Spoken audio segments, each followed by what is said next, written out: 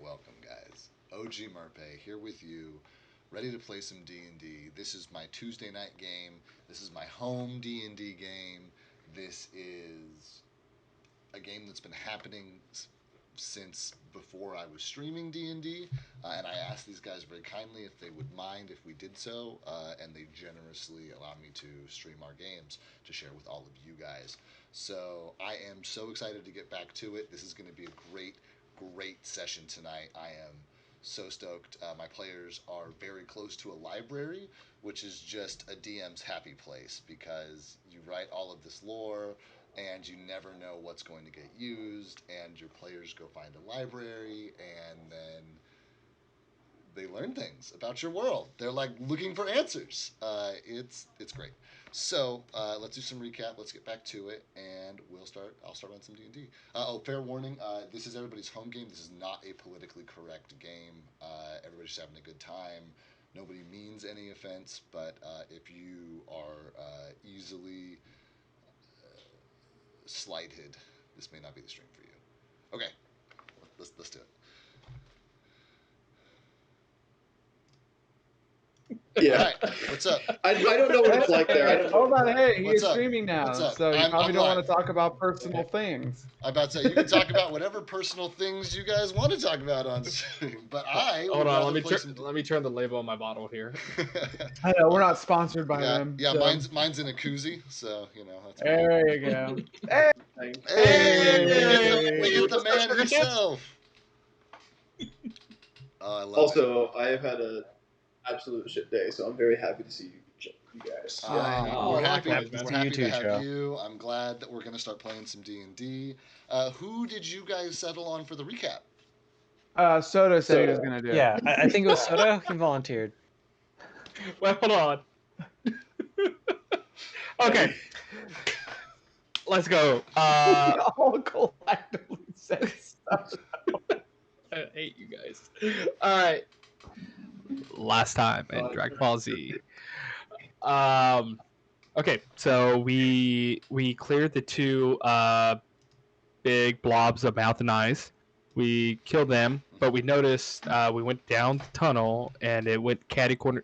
It went left, and then we saw a smaller mouth and eyes creature trying to shimmy its fat ass into a crevice. I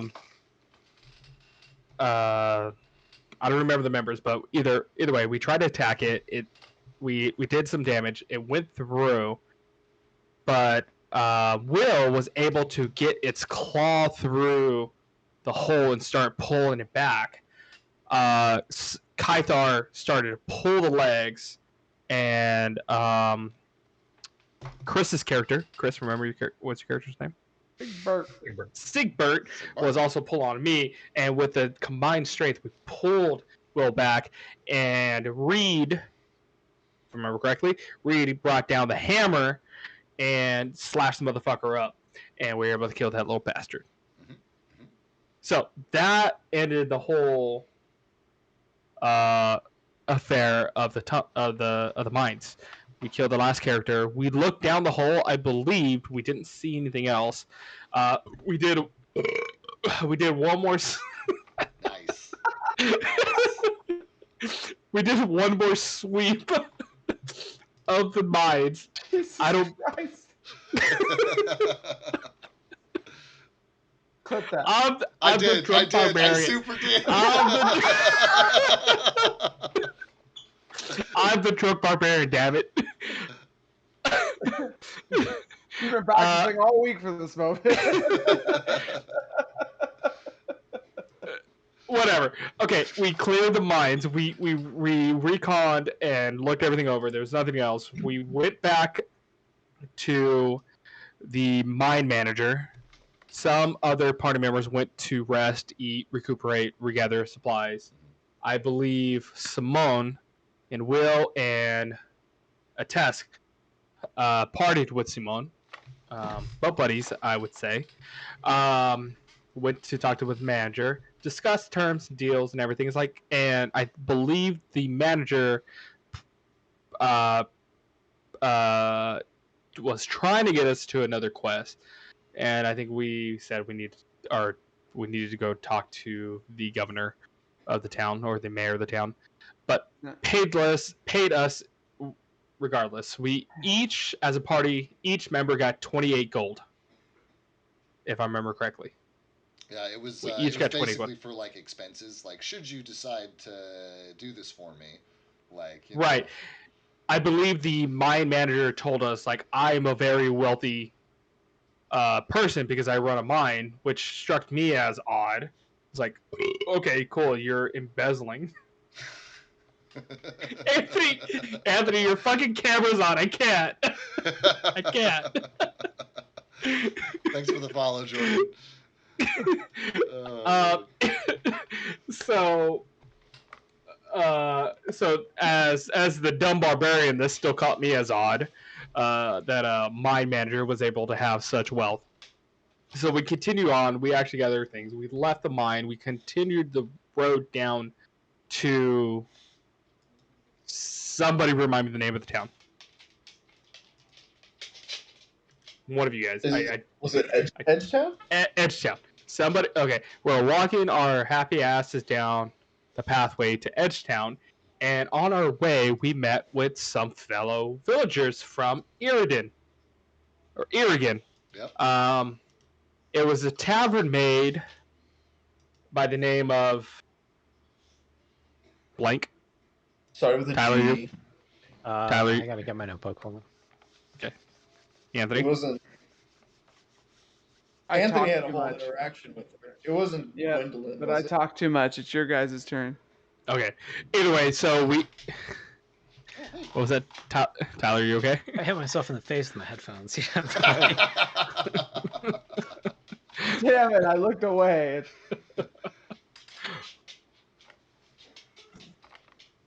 Am I still looking up the name? Yeah. So we have this for. Anyway, our, continue on. Yeah. Okay. So we met with one of the maidens from the tavern that we're at, plus other villagers that we actually saved near Edge Lake or near the river or near the lake. We talked BS for a minute, and then we made our way to Edgetown. We parted ways, and now we all got ourselves ready and bathed. Specifically, the barbarian bathed to meet up with the governor of Edgetown, which is It's not the governor. the You mayor. can't do a recap. It's not the mayor. You can't do a recap and then just be like, "Hey, everyone, help me out." The point of the recap is for you to fill in those blanks for Lord us. Estebar. Lord And Estebar. We're meeting with Lord Estebar. I appreciate you, Tyler, for giving me I got you, the boo. answer. Giving me the answer there. Other than that, yes. And now our party is left with, I believed, finally clean, rested, and recapped before we go meet with Lord Estebar. That is a fine recap. Does anyone have anything to add?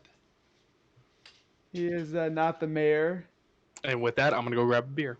He is not. He is just the Lord. Yeah. I honestly, this is I guess my fault. I forgot her name. I think it's Griselda, or it's. I don't even think it's that. It's. I Thought don't it have was. It's like. It's Maribel. like Gwendolyn or something like that, or there was a. I thought there was a W in it somewhere. God, I love this. I wrote it down somewhere, but Juanita. it's not. It's not in this book. Yeah, I Simone figured had like a whole it'd probably thing be there. in your early notes because you haven't seen her since like your first 10 sessions. Yeah. I'm trying to remember how I even took notes back then. Yeah, that was before we even streamed this game. That was back in the day. I'm feeling generous today. Her name is Quadina. Quadina. Well, That's Can you guys hear me? now we can hear you. Oh, I said her name like 4 times. no, Chris, we could not hear you at all. I didn't hear you at all. Nope. Didn't hear shit, Chris. Because I have it written down.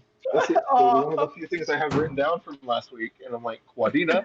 Chris, I'm like, maybe it's not the Thank you, name. Maybe I Chris. was wrong. And Thank then you, I think Chris. David said it. Coming spot on there. if you don't have inspiration, Chris, you can take it for knowing Quadina's name when literally no one else did. So Yay! you Good go. job, Chris. Ooh. There's extra credit for the week.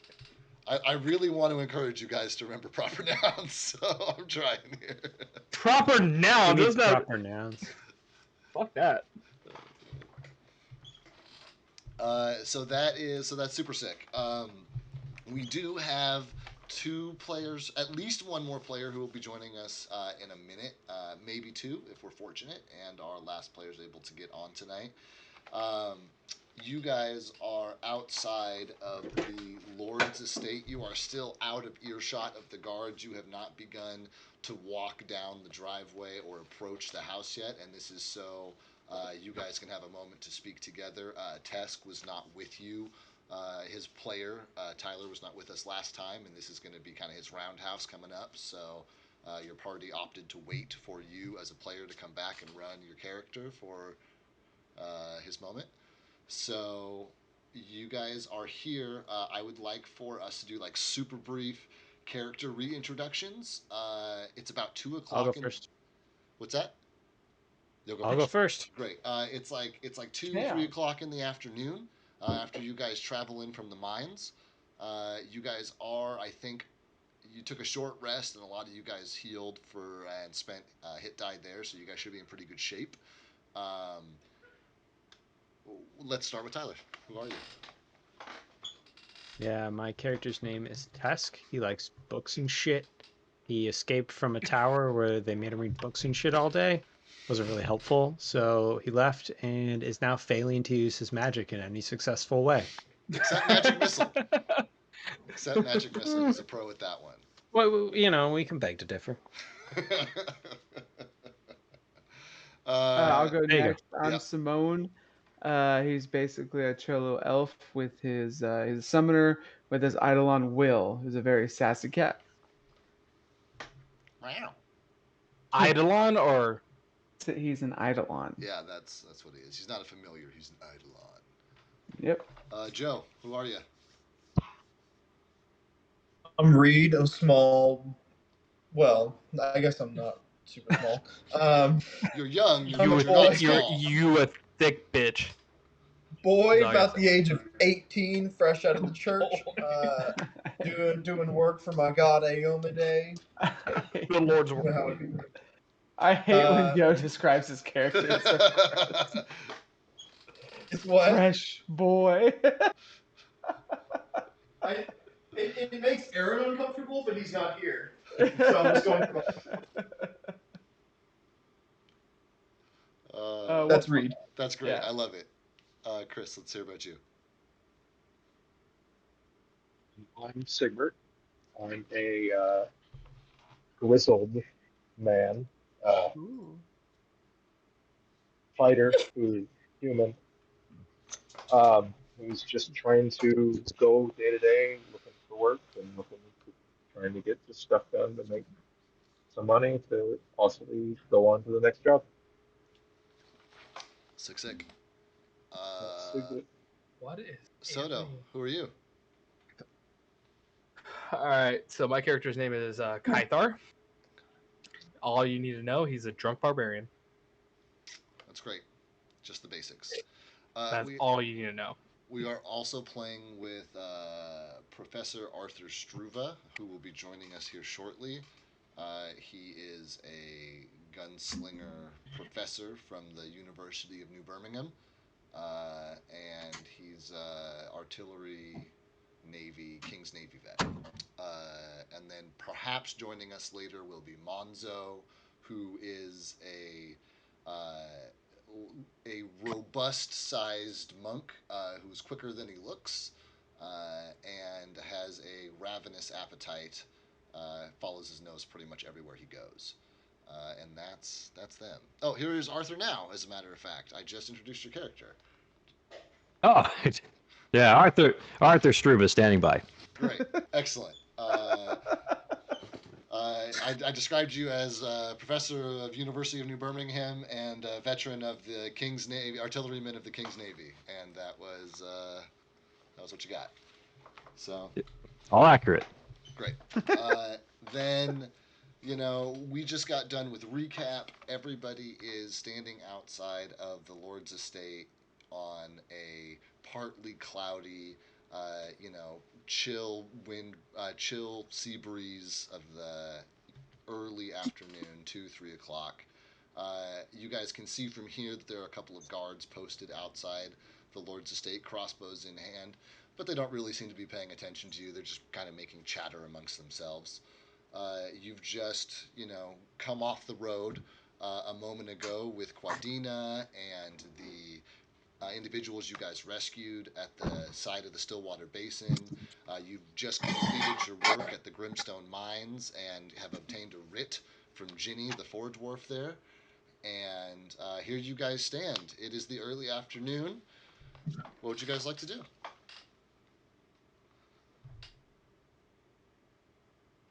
Anybody want to go ahead and drink? So, hey, fool, it's like 2 o'clock. Can you, keep a handle on the sauce? All Hey, right, you Sure, got- I'll have a beer with you. My man. As I see them hand the drinks, I'm gonna try to grab it out of their hand. Nope. I pull it away before I see him. Can his I hand do go it after. reflex? Contested check. You need to roll Yeah. a reflex check, Soto, and you need to roll a just a general, probably a dex check. I'm trying to think. Maybe sleight of hand if you have that. Trying to snatch something real quick. So I'm doing a reflex. Okay. Ooh. That's pretty good. 11. Yeah, Wait. that's Yeah. that's Really a fast. So am I doing sleight of hand or reflex? I don't think it matters because your base roll was already 5 higher than his his Yes. final. And roll. I have a +5 to reflex. So it's not going to make any difference what roll you make because you've already beaten him by 5 or more. Yeah.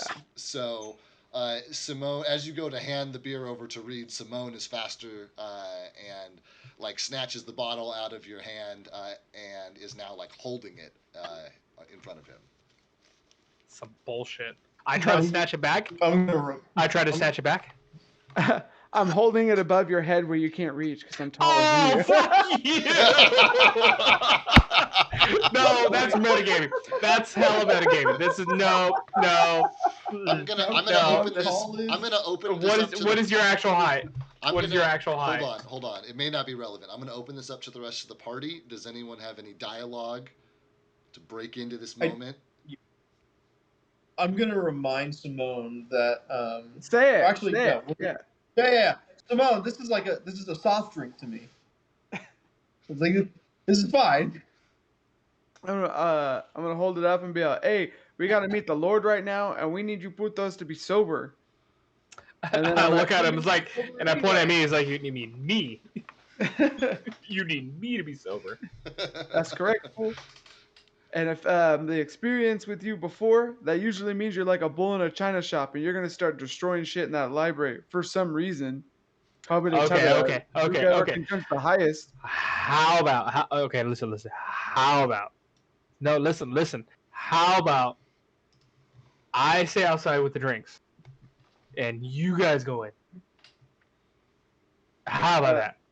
Be a good idea still. I look around at everyone. I look at Atesk to kind of see what reaction to what he's asking.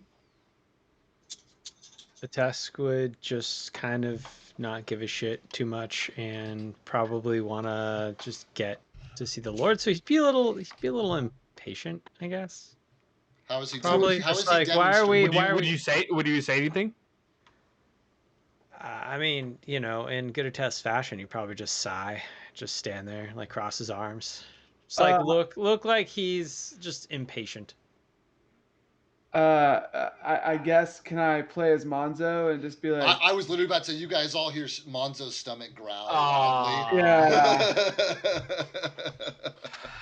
I'm Playing hungry. 2 against 1. I'll sit with you. I'm hungry. And Monzo starts pulling out all of his cookware and like to like start a fire and just start cooking things. Arthur helps him start lighting a fire. I then hand the bottle back to Kythar, and I go, all right, fool. As long as you stay out here. And I look at Reed, handing him the bottle. I'm gonna say no. If they're going in, I got some reading I want to do too. Aww. And I start drinking the bottle. Monzo says, "I'll have a sip." Oh. Okay. Do you know the strength of this, or do you know, David? What is it? Where'd you get it from? Oh, fuck me. Can I ask the group a question real quick before I start telling you what it is? I What think do you you wanna can say ask out the of group at character? any time. I think David just froze. No. Oh, okay. Sorry. You didn't move. Okay. So I I'm want to ask watching you. you guys intently. Okay. In Anthony's group, we have our what's the dwarven ale? The dwarven drink that we had. It's Clove Haven's ale. Clovehaven, but it's not an ale. It's something else. It's like a harder. Yeah, I thought it was a Harder pale thing. ale. Yeah, pale ale. No, pale ale's not hard. No, that's light.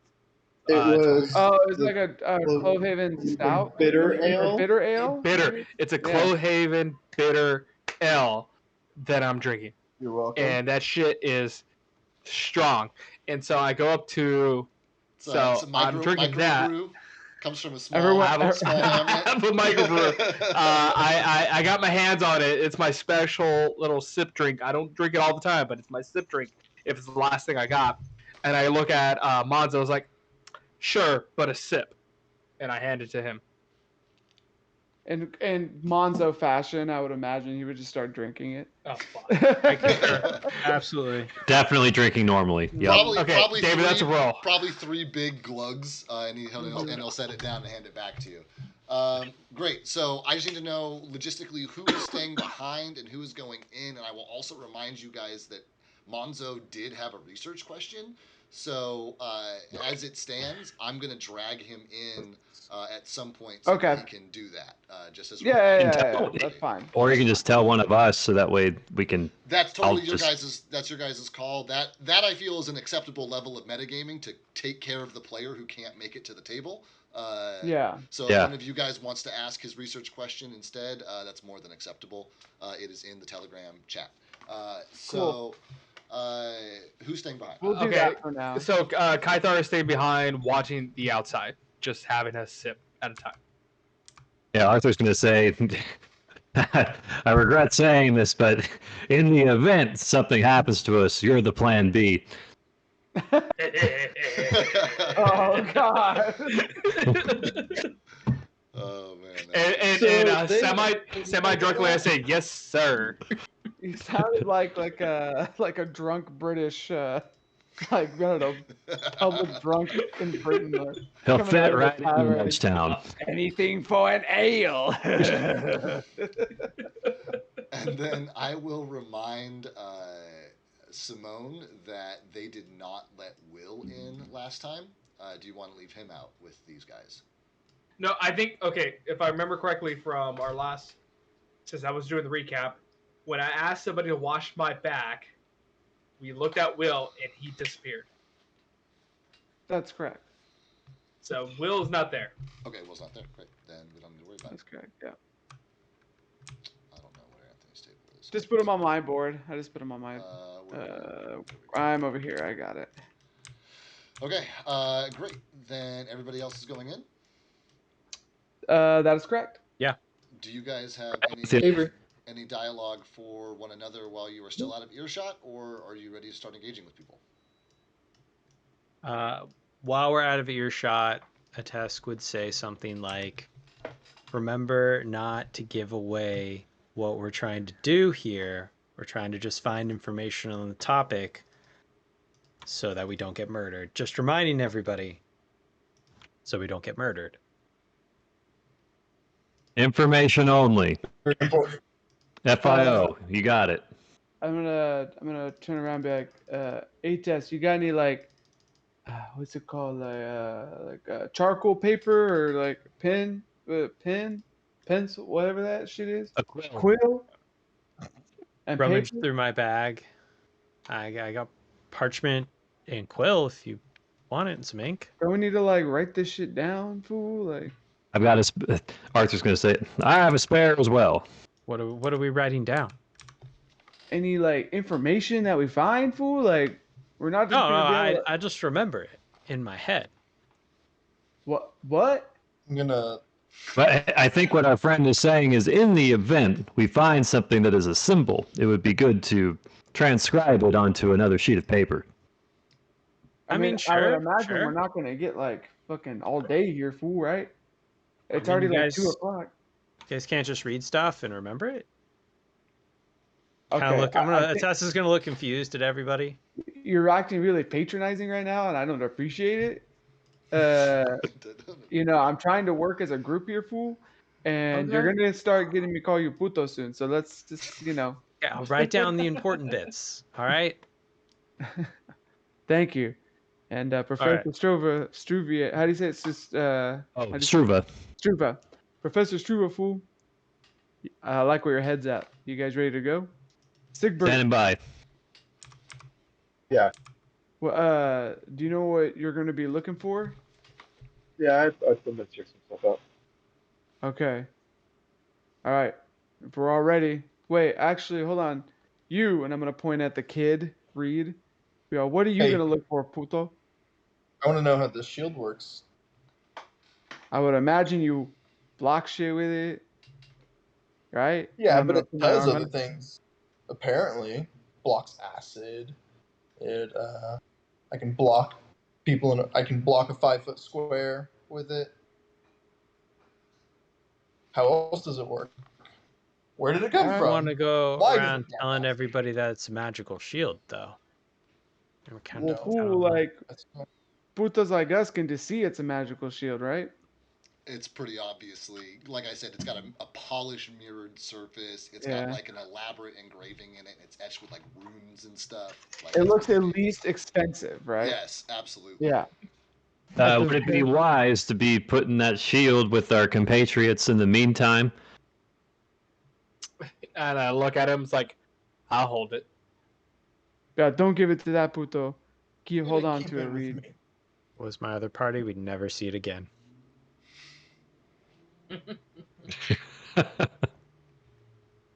We ready? I don't know what you mean by that, but let's go. So Reed's not giving it to Kaithar. Are we afraid of being exposed by having this magical shield about the palace? They would have to be able to decipher the runes, fool. I don't think Lord Estebar could do that yet. Plus, he may not even care. The dude has enough money to have a palace. That don't mean shit. Just want to make sure we don't get spotted. That's all. What do you think, Tyler? Ates? I don't know. We just got attacked by a dragon. I'm not ruling anything out. I'm gonna be like Monzo. Right, he's gonna have like a bunch of food in his mouth. Whoop. Yeah, Turkey leg sticking out. yeah. Can you hold on to this puto shield for a minute? Just, Okay. Oh, Okay. sure. I'm right next to him. Sure, I can use that as a plate. And he starts stacking food on top of it. Jesus Well, if Christ. he's gonna use the plate, I know he's not gonna lose it. All right, fine. So he's got a plate on one hand, and then Arthur he pours like a little bit of rum from the bar and just gives it to Monzo in the other hand. Monzo drinks it. He Great. goes, after two, I get too much. I only gave you one. So Reed, Uh, you did give up your shield. He did. I gave it to Mon. Okay, great.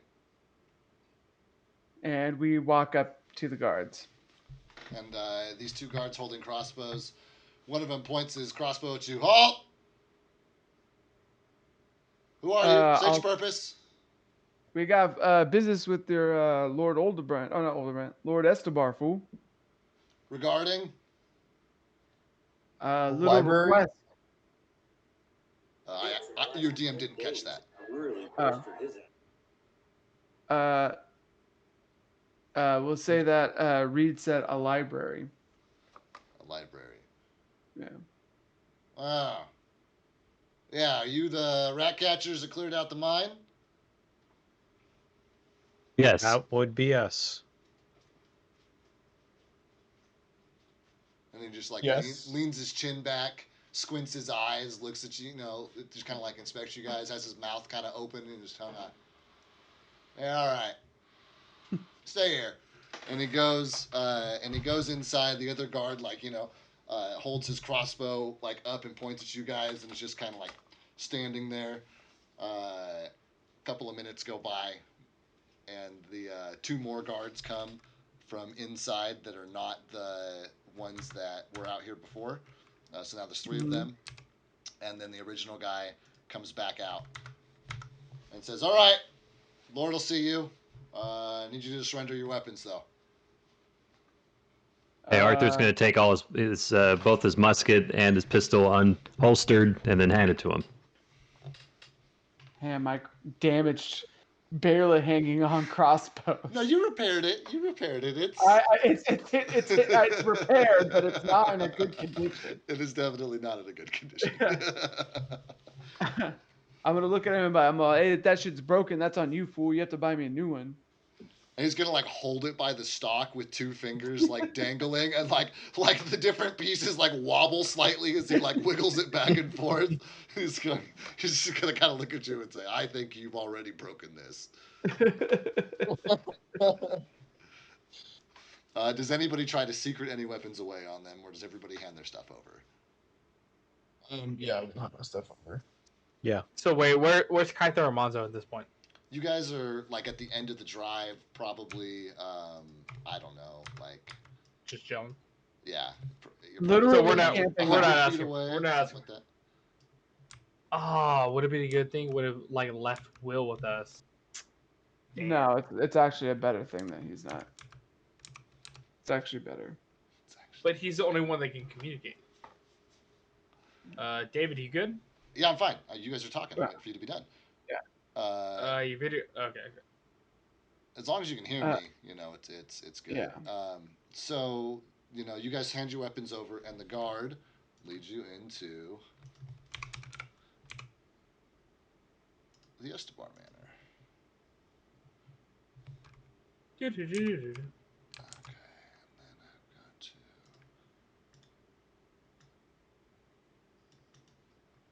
Oh, it's Fog of War. That's right. That's why it's different. Objects, saved objects. Here again, characters.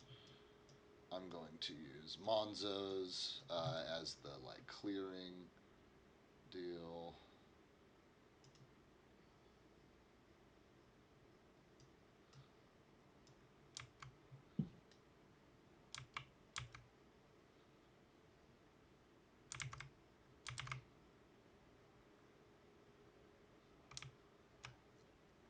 Okay, so and as a reminder, the Lord's estate is on like multiple acres. There's a huge stable off to the side.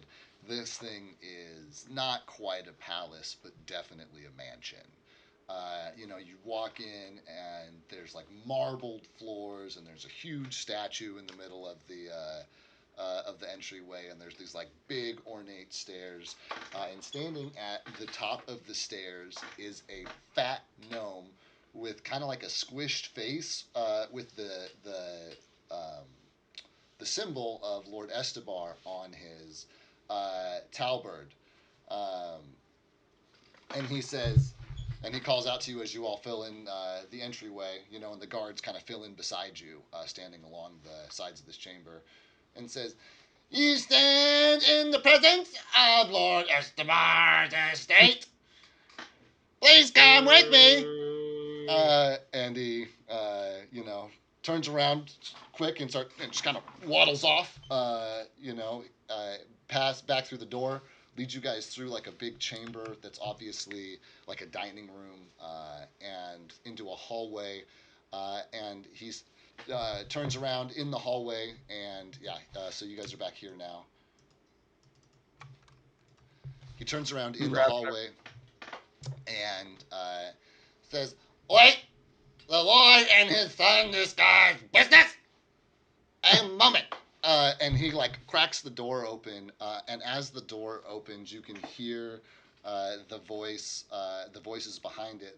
One of them is obviously Lord Estebar, and the other one sounds familiar to a few of you, and you hear them just debating, back and forth. It cuts in mid sentence.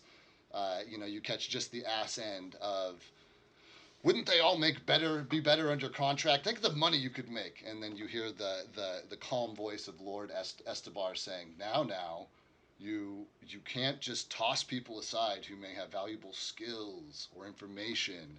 How do you expect us to take?" And then he stops, and you hear the grumbled smushed voice. And he's yes, send them in. And the gnome comes back, opens the door, like steps back and holds his arm out to invite you guys into the room. And as you guys are entering the room, "You stand in the presence of Lord Estebar and his son Willem." Thank you. And he like goes over and he stands like right next to the Lord, and he just like kind of plants himself, like basically, and it like looks eerily reminiscent of like a loyal dog, and the Lord, I'm assuming you guys come in and find seats. So now we are in this back area, You guys right? are in this back room, yes. Okay, that's what I thought. Yeah, we will. What was the other person's name? The other person did not give his name. Oh, I'm sorry. The person he announced. Yeah. He said Willem, his son Willem, Lord Estebar and his son Willem. Oh, Willem. I'm sorry. And up by the door. What's that? I'm not going to sit down. Oh, I'm you're not going to sit down at first. I'm going to kind of stand up by the door. like right here. Okay. It was like right inside the doorway. Oh, Not okay. like blocking Like right the here. door, but yeah. I'm just kind of leaning up with my arms crossed. But you're in comfortable posture. You're leaning up. Yeah, I'm like leaning back on the wall there, if there's a wall there to lean back on. And sitting at the head of this table is Lord Estebar, who you guys have had some dealings with before, and you are more or less familiar with his demeanor, at least well enough for him to send you guys on a quest. He's an older human man with graying hair. He's definitely one of those individuals whose age shows weathered in his face, and you would describe this gentleman as long in the tooth, right? And so sitting next to him is a much younger son with that just like air of self-righteousness. How far back his shoulders are rolled, how far out his chest is puffed up, especially in the presence of all of you. You see him kind of like put his elbow on the table and almost like peacock a little bit, like sit up straight, and as he just kind of like inspects all of you, and then his eyes meet Sigbert's leaning against the wall, and he says, "Do you not wish to have a seat at the table? Do you not want to be a part of the conversation?" The conversation will fill the room, and I'm in the room, so I will be a part of this conversation. I'm comfortable here. And Lord Estebar says, "Are you sure you wouldn't be more comfortable sitting, my friend?" And he, kind of like waits for you to finish it to give him. He's asking for your name. Sigbert. And, well, if you're asking me and offering me a seat, I'll take a seat. He says, "Of course, I am." He says, "I am a fair and just lord who earns the respect of those he keeps his company of." And you hear like this sternness in his voice, and his posture turns ever so slightly towards his son, who crosses his arms and like leans back in his chair, and like gives you like a sneer from across the table, Sigbert. And The Lord puts both of his hands on the table, and the many rings that he's wearing like clack out and echo in this small space.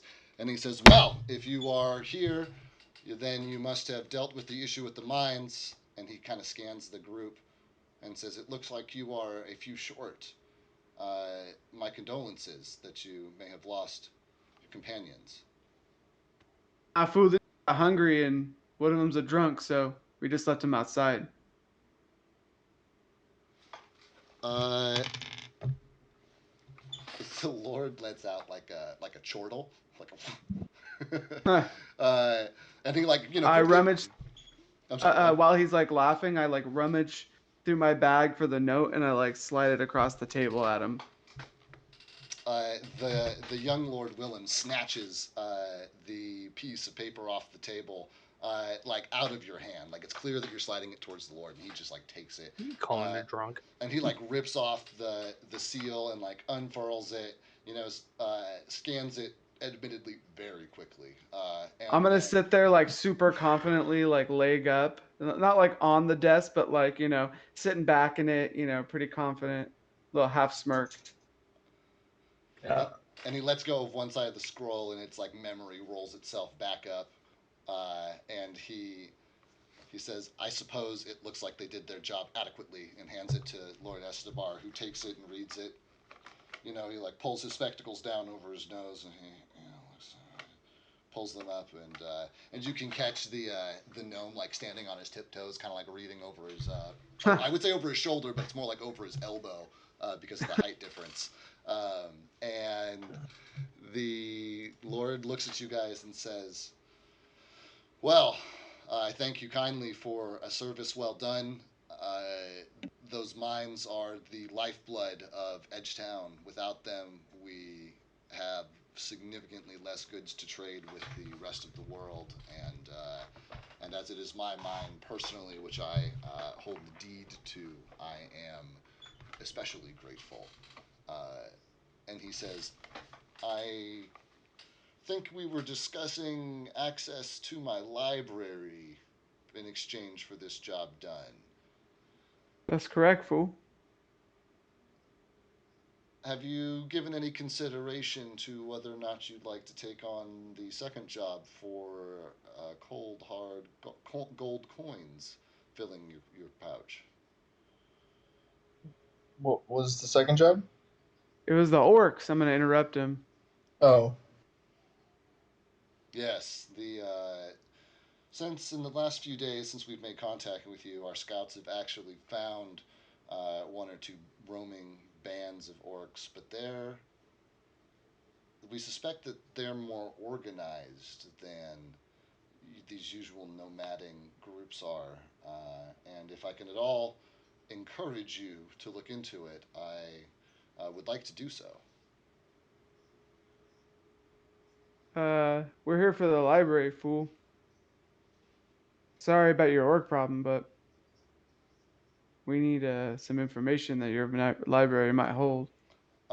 And before you get to the end of your sentence, Willem like slams both of his hands on the table, like stands up, points his finger angrily at you, and say, "Lord Estebar is no fool." So he's not, but you are. And I'm going to ask the rest of the party if they would like to interject in this at all. This is now very high tension scenario. Yeah. The room Is- has changed energy is this- significantly. I'm gonna DM point question. at Willem. I'm sorry, Sigbert. You had an action. Well, hold on. Let's do the GM question first. is I don't know. it's not like super important because but is this the same kid who ran through town and bumped over that old lady while she was? I just want to make sure this is the same dude because I don't have that in my notes anymore. So I have my old notes. Do any of your party members remember if this is the same Yes. guy? Yes, Okay. it was him and his brother. I believe he has two sons, Lord Got it. Estebar, and it was him and his brother, I believe. Then I'm not going to interject. I'm not good at energy. Sigbert? I'm gonna point to Willem, and I'm gonna say, "Relax, child. This is the way he speaks and where he's from. It's not offensive. You'll get used to it. But have a seat, child. We'll finish talking." Yeah. Uh, Yeah, it's nice to be backed up by my party. Hell yeah. Usually they're ready to throw me to the dogs. I mean, I've I'm been gonna. called fool for a while, and I think he's starting to realize it's an endearing thing. So he's like, "Yeah, you know." Homie, I want to friend. know first if the rest of the party has anything to add to this moment. No. I am Arthur's then. sitting pretty.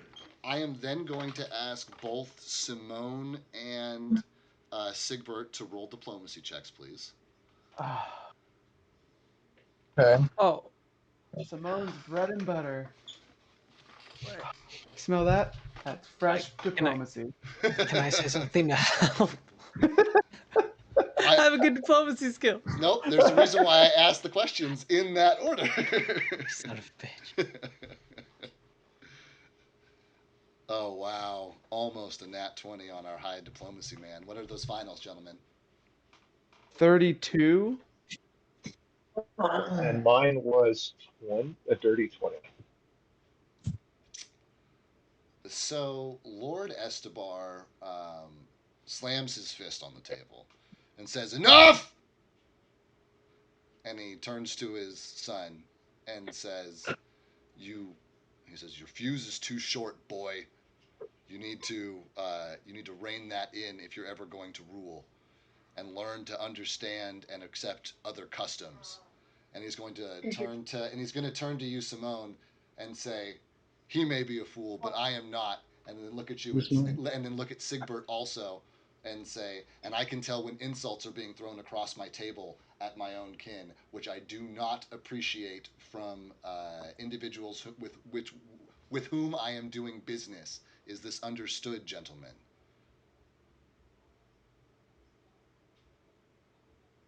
Simone would be like, we're cool as long as he's cool. Sigbert? And I'm gonna say, "Yeah, I'm cool." Is going to say, "Excellent." And Willem is like fuming. This dude is pissed. But Lord Estebar is, he's an old guy. He's got a very lordly demeanor about him. And you watch his fist, which he had slammed on the table, like you watch his like fingers release, and he's going to turn to. Let's see here. Who's he have closest to him? A Tesk at his right hand. He's going to turn to a Tesk and say, "Now, are you?" I guess he's been talking with Simone. I'm sorry, guys. Give me just a second here. He's talking with Simone. Okay, Sigbert. He's going to look at Arthur and a Tesk and Reed, the three who had been silent, who haven't said anything basically at this meeting yet, and he's going to say just as much. You three have been awfully quiet. What would you research in my library? What brings you to it? I'm interested in magic and what we can find about the area, history, mainly. And he says, "Oh, if you're looking at the local area," he says, "Vaz," and he points over his shoulder down at the gnome. He says, "It's probably the most knowledgeable guy within, I don't know, 300 miles. So why don't you take?" He says, "Why don't you?" And the Lord turns down to Vaz and says, "Why don't you accompany them to the library and see if you can be of any assistance to them?" And Vaz says, "Of course, my lord." And he turns to the other two, Arthur and Reed. Per my church, I've always had an interest in magical swords and shields. I was wondering if I could take a look at some books on that. do believe there are a tome or two on relics. I was fascinated with them for a period of time. Acquired everything I could find. And Boz, pipes in. He says the tome on the ancient katana was nearly impossible to locate. He says, but I found it. And the Lord says, yes, of course you did, Voz. You're an excellent servant. Back over to Arthur. Arthur's going to say, well, I'm pretty much interested in flying creatures, particularly large flying creatures. I haven't found many books on them. He says, yes. He says, you should be able to find those quite easily. I've had a few of the merchants' men in here researching dragons to try to discover a remedy to the attacks of the ships out at sea. So those I know I have a few of, if that suits your purpose. Hands only shoot so high, sir. Agreed. And he nods. And he will address you all as a party once more. Now you're certain that a large sum of gold could not convince you to undertake another job after you were done with my library. Well, is there a time limit, fool? Do you And need something done right now? He shrugs. He says, before they get here, it sounds like there's at least a few individual parties moving this way, but we don't have a lot of information. But we know they live in the south. Can we chat about it in the library? And the Lord says, I do my business here. Once we're done with business, I have other business to tend to. And he rolls his eyes. He says, the life of a lord. And he says, so we'll need to handle it here. I'm sorry. I meant can us, our party, can we chat about that in the library as to whether or not we want to do it? And that's essentially what he's saying, is that he I'm only does sorry. business here. Yeah. Right? Yeah, and he's like, I can't guarantee I'll be available once we depart from this room. So this is the time that I have, and I didn't really have time a lot. I didn't know when you guys were going to show up. I have lots of things to do today, courtly business. So if we could. What is the strength? What's that? Arthur's going to ask about the strength of the orc party. And he says it ranges, it varies. He says we've had orc bands can be a few orcs or a few dozen orcs or a few hundred orcs, depending on the strength of their leader and the means of their purpose. And he says, most of these are disorganized and they're nomadic and they come through and take the resources they can find and the people they can find and they leave. And he says, what concerns me is that one, maybe two bands a year is our normal rate, and there have been 8 or 9 in the last lunar cycle alone, each growing larger than the last. And they're, at this point, our men have killed 40, 50 of these orcs, and there are still more bands that we're running into every other day. So it's full size? I cannot say. Arthur's going to look at the party and realize that there's only so many of them. So wait, why don't we just, you tell us the information and we'll go do it if we have time, and we'll bring you back it as the reward. There you go. Boom. He says, I like to have my business done in a more formal and official manner and know which men are working in my favor and which men are not. And he looks and says, but reinforcements from Karak and the Merchants Guild are still a week away, and I'll take all the help I can get until then. So, if Would you like to turn in the bounties? He says yes, and then Voz pipes up from the Lord's elbow and says, Orcs have very distinct tusks. You could reimburse them for every pair they brought back. Uh, and the Lord, claps his hand and says, "Prudent as always." And he says, "There will be a reward for every pair of orc tusks you bring back, relative to the count which you arrive with." Arthur's going to look to the party and go, I think we can at least take on a few orcs in our travels, if we were able to find them. I'm gonna say. So you're saying they're coming from the South, fool? That's right.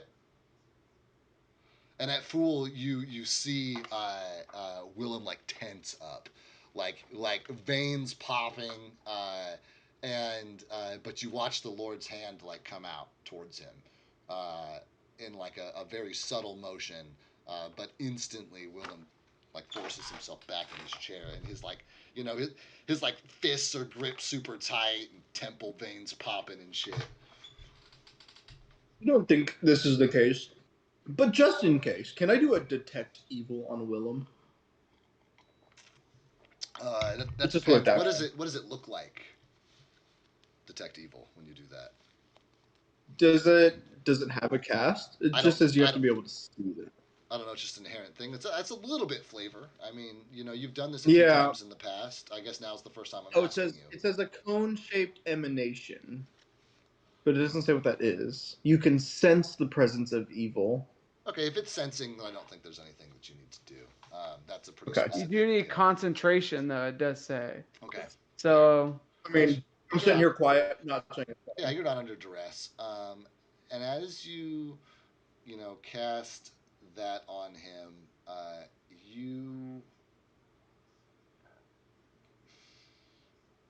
he's a young man, old enough to take over his father's responsibilities if his father died, but not old enough to feel good striking down in a war. And so his alignment has not solidified yet. He isn't, just like children are innocent, like he has not quite come into manhood. So that this is more fluid and more flexible. It's not as intense of a hit, but you do absolutely get a lawful evil current alignment off of him. But like I said, that feels more fluid in Willem than it feels in other truly evil beings. just so you know, detect evil really only detects if he has an evil aura. And I guess there's a alignment, like clerics and aligned outsiders have the strongest auras, followed by the undead, regular monsters, and people can only have auras if they have 5 or more hit dice. Interesting. Okay. So it will detect most mid to high level creatures of the given alignment. You probably can't detect the alignment of a goblin or a random shopkeeper. Is kind of what this thing is. We'll say a lord's son is a big enough deal that Okay. that the answer stands. Cool. Yep. That's why detect alignment is a thing, as someone said. Got you. So. Fair. Cool. Obviously, I'm not going to do anything with that information now. Okay. And I think a question was posited to the group by Arthur about whether or not that sounded like a good idea. Like if you guys were down for that. I think we could probably handle a couple. Not a lot. I don't know. I think you all are pretty resourceful. I'm gonna say, I think we can do it, putos. And the Lord says, if my men can kill them two to a man, then professional roughnecks such as yourselves should be able to take 3 or 4 to a man at least. I prefer adventurer, fool. Adventurer. Simone. Missionary.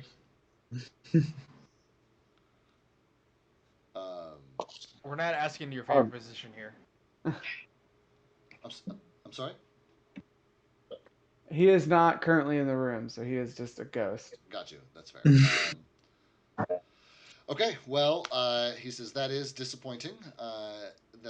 that you are not willing to outright accept. He says, but Well, I was saying, I was telling to the group Yeah, that yeah. I think we can do it. Yes. And For the so I orcs wanna know- that, yeah, Arthur's going to jump in and say, for any orcs that we find on our travels, we will keep in mind to maintain the trophies off of each orc and then bring them back here. well, it sounds like there's more just to killing orcs, right? Yeah. No, we need to go. Sounds like we're being hired to fight a specific group of orcs. Well, I say that to Arthur. And then and to I be think fair, I'm he just said to the south, right? Hmm? I was going yes, to say, he's it said he. Oh, yeah, he did. our rangers have been running into them less than 2 days' ride out from town, so they are nearby. Arthur accepts the conditions for both conditions. Yeah, so I think we're all in agreement here that We'll fight your orcs.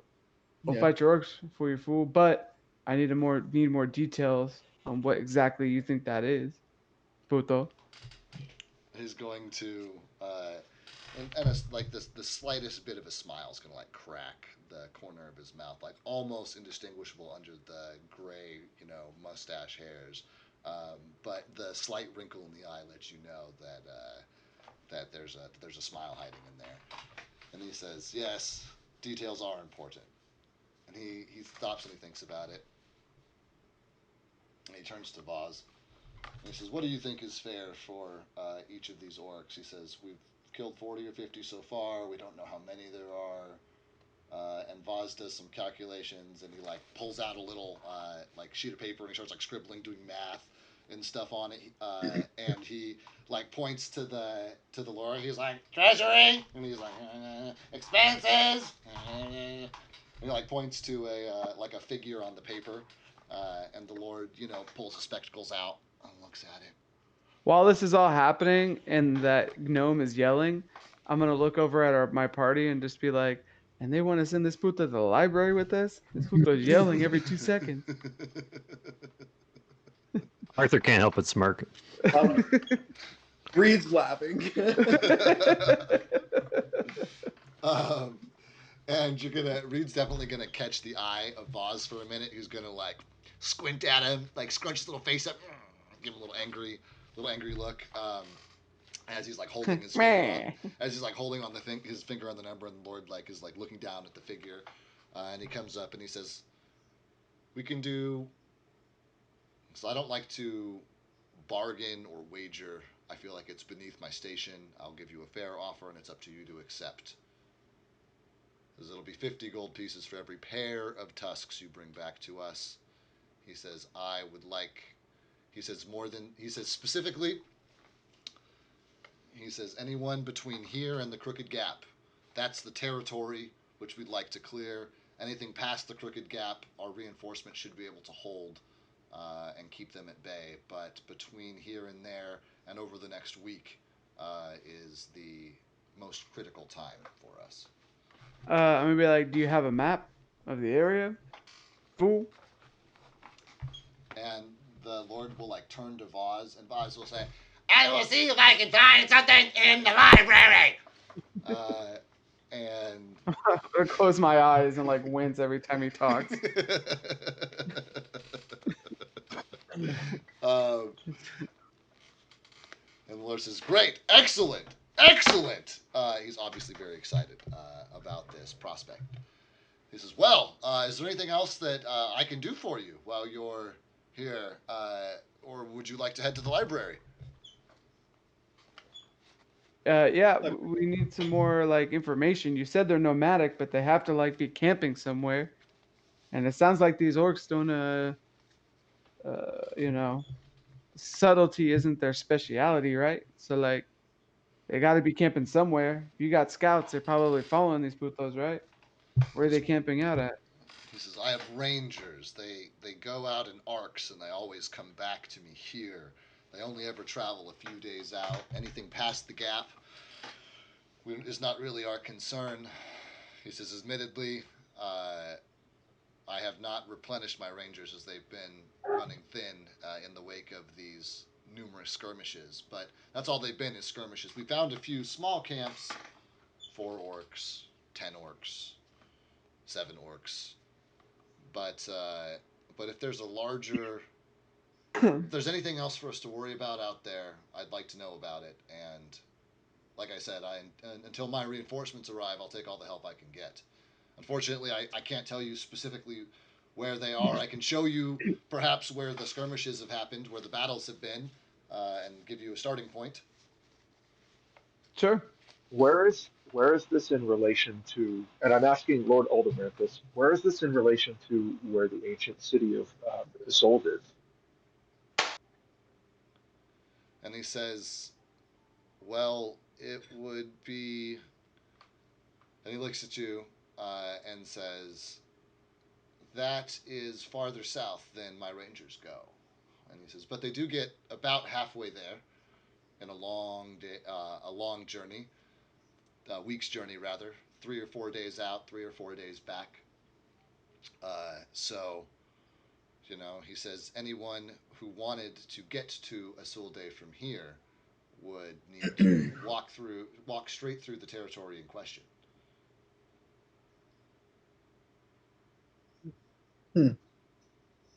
Well, we'll wait for that map, fool, and we'll take care of your orcs.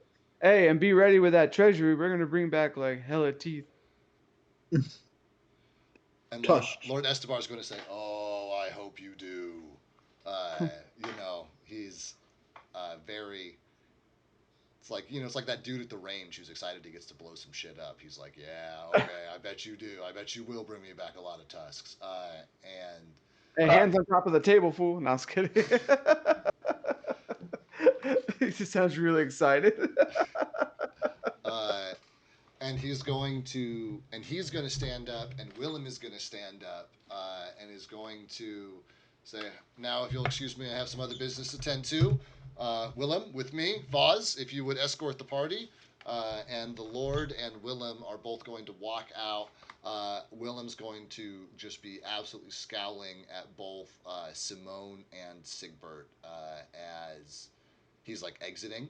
So do you guys I'm gonna want give him to? a There big you go. shit-eating grin. There you go. Yeah, Sigbert? I'm gonna have the same thing. A big old grin. I'm gonna wave goodbye to him. And the two of them leave, and then Voz, stands up, walks over, walks out through the open door and says, "With me, please!" And leads you guys through. Simone's gonna be scared. He's like, "Oh, what?" Back into the dining area and through the side door there into like a large library space. I'm going to put Monzo's old figure or Monzo's new figure there just so that you guys know where it is. I'm actually also going to direct you guys' attention to Discord.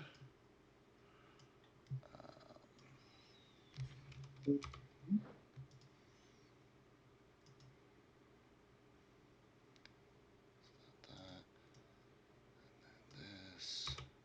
Okay. Okay, excellent. Uh-huh. So, this place is absolutely wall to wall books. There are huge ceilings in here. The second floor on this estate doesn't have doesn't exist in this part of the building. It's just twice as tall with like a catwalk around where the second story is and like a ladder set up there. So it's literally 2 stories straight up and down of just books and rows of them with like lit candles everywhere. A small study area. And Voz, makes his way over to a small desk, which is like physically small and is like fit to size for him, and it's obviously like Voz's space. And he's going to say, "I have to search for a map for the Lord. If you have any questions, come find me then." And he starts like shuffling through different, like cabinets and things, and starts just like basically I wouldn't say ignoring you guys, but looking for stuff. And anybody who's watching him sees that he is definitely actively watching you guys. Like he's keeping one eye Yeah. on you at all times as he's looking for this map. But you guys now have access to a library. I asked you last week to think about some research questions you might want to ask while you're here. But as you walk through here and you guys just like glance around at the spines of the nearest books, you can see that this library has a little bit of everything. And there are books on metalworking, and there are books about dungeoneering, and there are books about every single item that you guys have a skill for on your character sheets. And each of you can choose to research the questions that you came here in mind with, or you can make an intelligence roll and gain skill points from reading books in this library for yourself personally, but you will not be able to assist your party in their quest. What would you guys like to do? Simone will be researching the questions. Tesco research questions. Same with Arthur. Maybe I'm playing him too lawful. I'm trying really hard to give you guys a lot of squishy moments for your characters. I feel like Simone has been very... He's been like an asshole, but he's also does the right thing in the end. He has been doing the right thing in the end. Ultimately, up to this point, but everybody has a slip up occasionally. It's totally up to you. It's what your guys' characters would do. I just thought it would be fun to provide you this opportunity and see who takes it, basically. I would imagine that Simone, would research the question. Okay. Stover said he'd research, so Chris is not there. Chris and Joe, are you guys researching the questions you came here in mind with, or are you looking for personal? Sorry, I was on mute.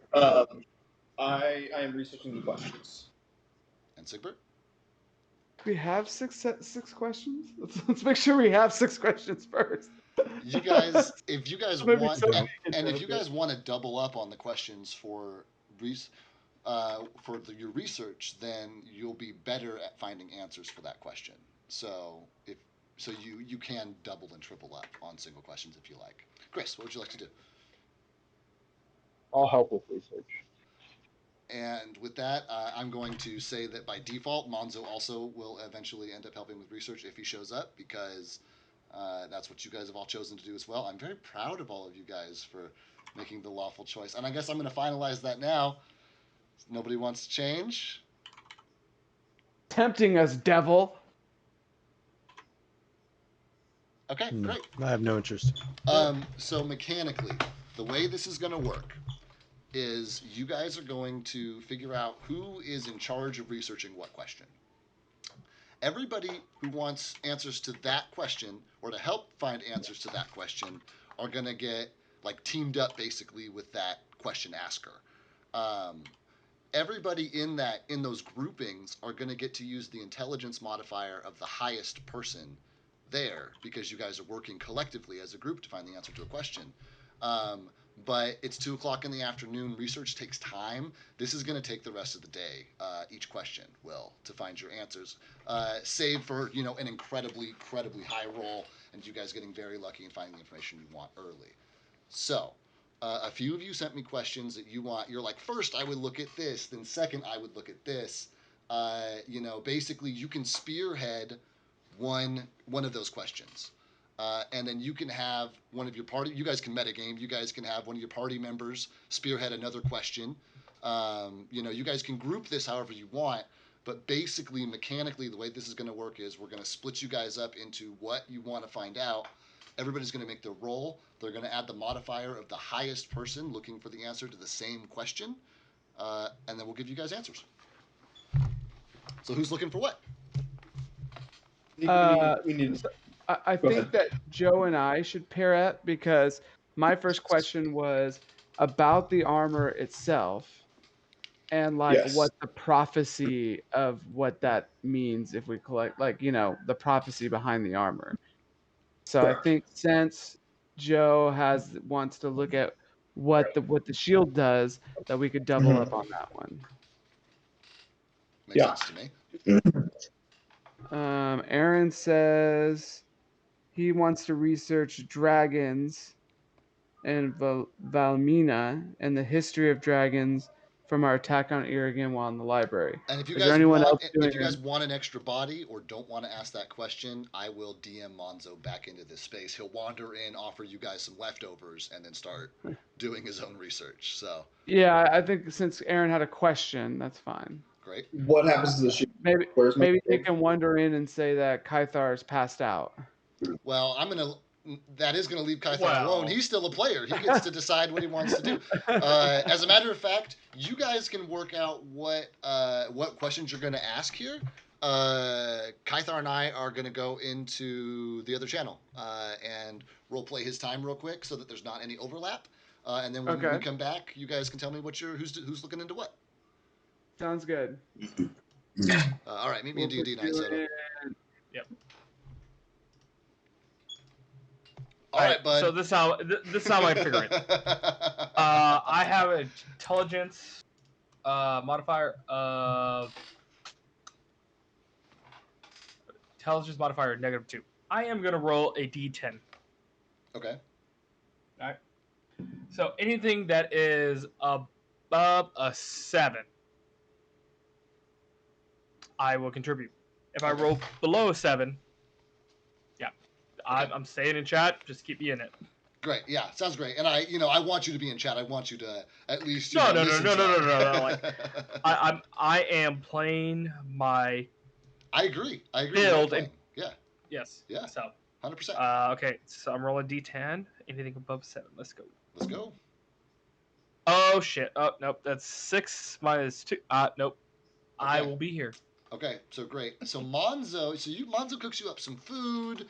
Do you want to have any interactions with Monzo before he gets up? Because you guys have the whole meeting out here together. Okay, so I ate Monzo's food, I drank, and when he looks at me, I burp and pass out. That's You great. can play that you can direct that however you want. No, I think it happens exactly as you describe. And Monzo finishes up his food, and I mean you don't know this, but he collects basically all the food that's left, packs up all the kitchen stuff. Walks straight in because he has no armor, or he has no armor, no weapons, and just okay, and then let's go back to the other channel. Okay, I'll see. Okay, we Alright. are done with Kythar's moment outside. What you guys Okay. decide? So yeah, it's gonna be me and Joe. It's gonna be Stover and Chris. Oh, Aaron's on. I see that he just. Oh, nice, Yeah. nice. So this might work out. And it'll then it be was Monzo and Tyler. And then Monzo and Tyler. Okay, great. Yeah. So you guys have 3 questions you're asking then, is what it sounds like? So I believe Joe and I were gonna ask the question of, about the armor, like the significance of the armor and what each piece does, and then I wanted to look at the prophecy behind the armor. And I wanted to know the history of the shield. Yeah, So. which kind of all tangles in together, I guess. Right. Those are related enough areas that I think it's appropriate for you guys to research together. Absolutely. Yeah. Yeah. Okay, great. 5. Our next group. What are you guys asking? I think it was Tyler and Monzo. And yeah, we're asking dragons in Valmina and the history of dragons from our attack in Irrigan. And the history of the dragons from your attack in Irrigan. So Yeah. you're looking for the history of that dragon, or just the history of dragons in the area of Irrigan? Well, we want to research dragons in general, and then research the history of the dragon from our attack in Irrigan. Love it. Great. That is like a specific bestiary, enough. like Those are also weaknesses and stuff like that too. Sorry, say that one more time. I said, would that include like weaknesses and Yeah. strengths of dragons? Okay. That'll include the qualities and the toughnesses. And, Okay. yeah, as much information as we can glean out. great. So you need to watch How to Train Your Dragon. And then our last pair. What question or questions are you asking? Okay.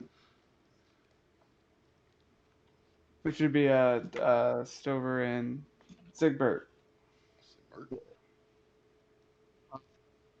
I was originally going to look into like the maps for Isolde and information on that area to see if like just to get general information on down there. Good. Um, That's but I a guess good fucking idea. now knowing what I know about the orcs, I may be looking into if there's any history of orc activity in that area. Okay, so you're looking farther south at the next leg of Yeah, your journey, basically, and yeah, looking, and yeah, like that area. yeah, Yeah. Yep. Hey, yeah. Aaron. Okay. Welcome in, Aaron. Your timing is great. To give you a super brief recap, everybody had their meeting with the Lord, and his son Willem was there. There were some tense moments between Willem, Sigbert, and Kythar over some like perceived slights. But Lord Estebar prevailed as a cool head and a lordly man. The party basically accepted like a mercenary contract to kill orcs. They like didn't they weren't like, yeah, we totally got this, but they're like, yeah, well, we're going that way. We'll look for some orcs and slay them and all this stuff. And the Lord basically told them like, I got reinforcements coming, but they're not going to be here for another week, so I'll take all the help I can get. He offered you guys 50 gold per pair of tusks. Monzo doesn't know any of this though, because he hung out outside with Kythar because the party talked Kythar talked the party into letting him, I guess, like stay behind. He's like, yeah, I'm just gonna drink out here, and so Yeah, I'm just Monzo. hanging out with Monzo. So Monzo was like, great, if you're gonna drink out here, then I'll make some breakfast. And the two of you guys hung out during the meeting itself. Everybody has just made it to the library, where they have. I like broke down how this is going to work for research. So basically, there are 3 questions that are being asked. One of which was Monzo's question. Monzo is going to be present to help with that, so you'll get to go ahead and roll. And if we could, just because Aaron's here, super brief. Actually, we'll just go through them as you guys research them. So our first group was Reed and Simone, right? Mm-hmm. So you guys Yep. are in the process of going through these books and looking for answers to your question, which we will get to in just a minute. And you hear Monzo's voice just like echoing in the chamber outside. Like where are you guys? And he's like wandering around looking for you, basically. Somebody needs to go out and collect him. I'm gonna like sternly walk out into the hallway, looking for Monzo. And you just see him standing right in the middle of an empty dining area, just like inspecting the unfortunately empty tables for any sign of food. Does he have the shield on him? So Monzo, you were left with the shield for that Reed has been carrying, the shield of prophecy. Knowing the reason why is because we did not want to bring in the shield Right, to kind of give away what we were doing. right. Yeah, So I'm holding it like a dinner plate, like I'm looking to put food on it. That's where we last left you. That's what that's you were literally doing. exactly how you were using the plate. Oh when my you were god! home. I called it. So that Anthony knows you yes! so well. Anthony knows you so well. Oh, I should get inspiration for that. I will give you Oh, inspiration man. for that. I will gladly give you. I think you already have inspiration, but I will gladly give you inspiration for that.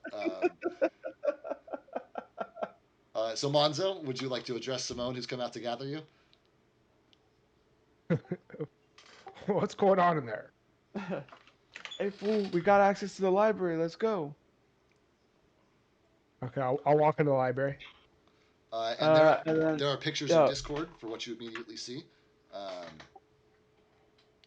When I walk in, can I say, "What's up with all these books?" Oh god. All too easy. And I would be like, "Shh, fool, it's a library. Come on." And Voz, the gnome who has been shouting through the meeting for the last 20 minutes, turns and says, "Have respect for the library." You're gonna see Simone visibly like wince and close his eyes every time that gnome talks. Hey, real quick, David. What's that? Are these pictures procedurally generated? Is These this are AI? these are AI pictures. These are AI Wow, pictures. Yeah, very cool. yeah. Where'd you I go? like them a lot. I actually am a paid subscriber of Midjourney now because I Oh, went through their demo process and chewed through all of my allocated deals and decided it was is well that the worth one the in investment. Discord? Yeah, Is yeah. that the one I linked? I think it is. I think it is the one you linked. Yeah. Oh, cool. Yeah, that one's really good. I've been on it before. My buddy Andreas, shout out Andreas, showed it to me. So yeah. Anyway, this is the result of that, and I'm going to be incorporating a lot more of this in. I literally have a couple of like I have a couple of images I've already generated in mind for That's cool. different events. So anyway, Monzo, you're walking into this space. Thank you for asking. You're walking into this space, and you see, this is like a 2-story mansion, but the second story doesn't exist. Like, there's no floor between the first and second story. It's just 2 stories tall with like a catwalk around where the second story would be, and like a set of stairs, and it's just books, through and through. I will ask you, now that you're here, the other players noticed that there was all kinds of information in here. There was a book for every skill that you have on your character sheet, and I gave each player the opportunity to forego their group research and instead spend the day on personal enrichment to gain skill points permanently. What would Monzo do? So I choose between that and the dragon research, essentially. Basically, yeah. What has everybody else done? Would I know? At this point, you wouldn't because No. you just showed up. Although everybody does look like they're deep in research, you don't know what the topics are just yet. But Monzo is having this internal realization where he's looking around the library and realizing I could research whatever I want while I'm in here. And so I'm asking you, as the person who controls Monzo, how would he react to having that realization?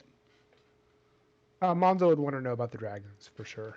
Great. The original question. For whatever it's worth, your party unanimously decided to research the dragon. So, Damn it. congratulations. Congratulations.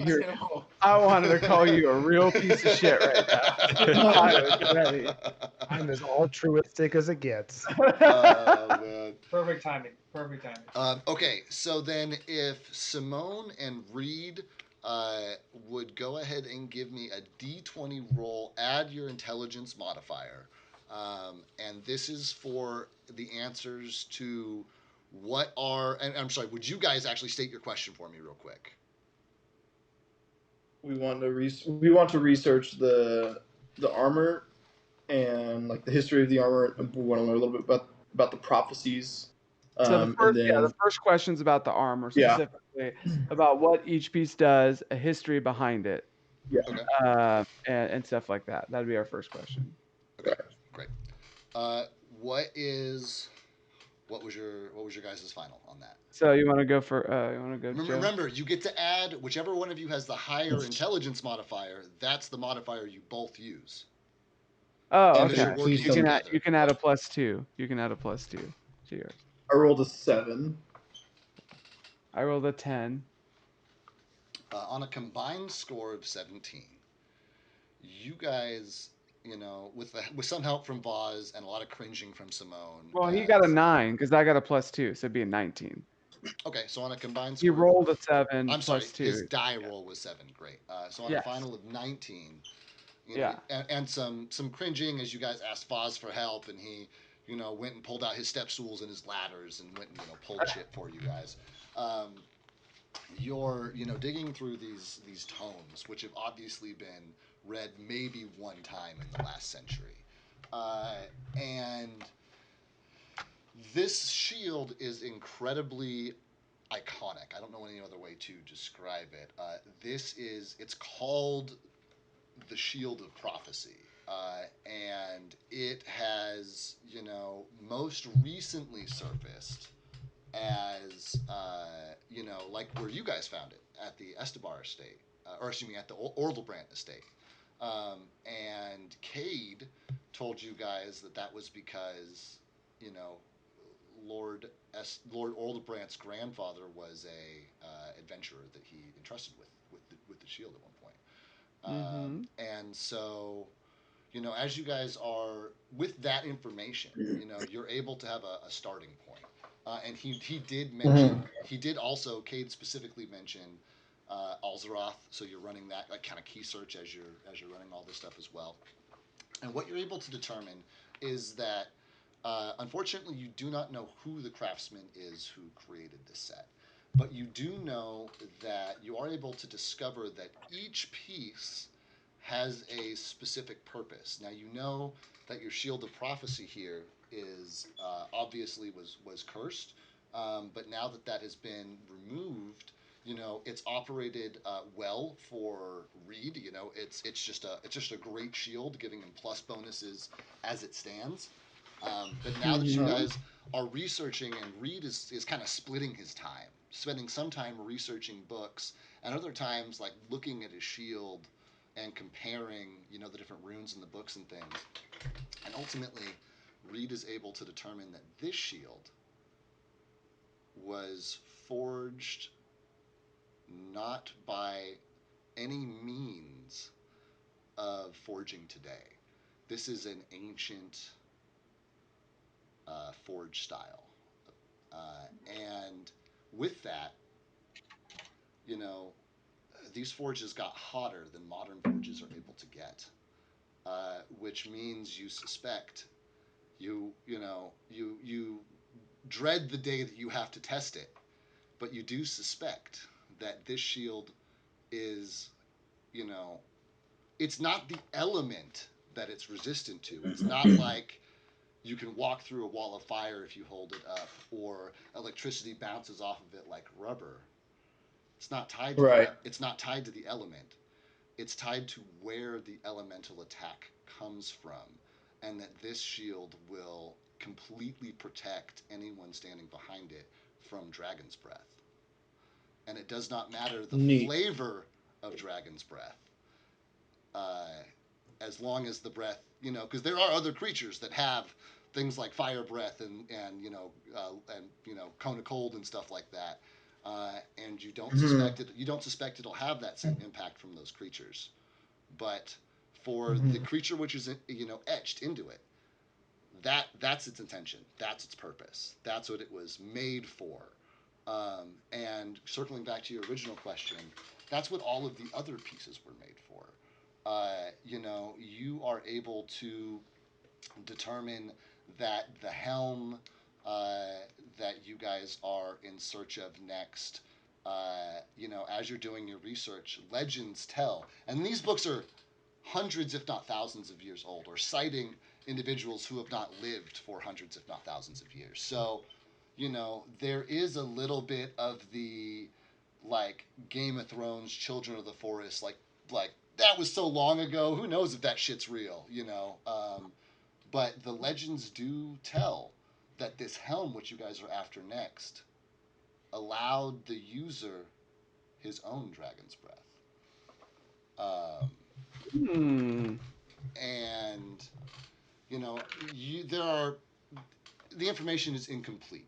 You know, you don't know what all of the rest of the armor pieces do. There is tell of a weapon which is associated as well, but just like the maker of this set, the name or description of that weapon is lost to time. And on a 19, that is the answer to your guys' question. Is there any element of that which I did not touch at all? No, I don't think so. Great. Let's move on to our next pair, which would be Arthur and Sigbert. What you guys need to tell me? What question are you looking for the answer to in this library? We're going for the orcs thing, right, Chris? Yeah, just basically, well, it was information on Isolde and if there's any like history of orcs in that area. Great. Whichever one of you has the higher intelligence modifier, you both can add to your roll. And I'd like an intelligence roll from each of you, please. Oh shit! Food came and hit at some point. I like the sound canceling on these headsets is crazy.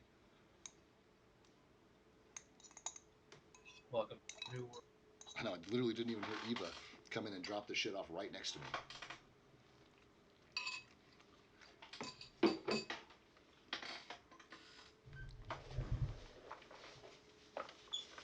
Nice haircut, Aaron.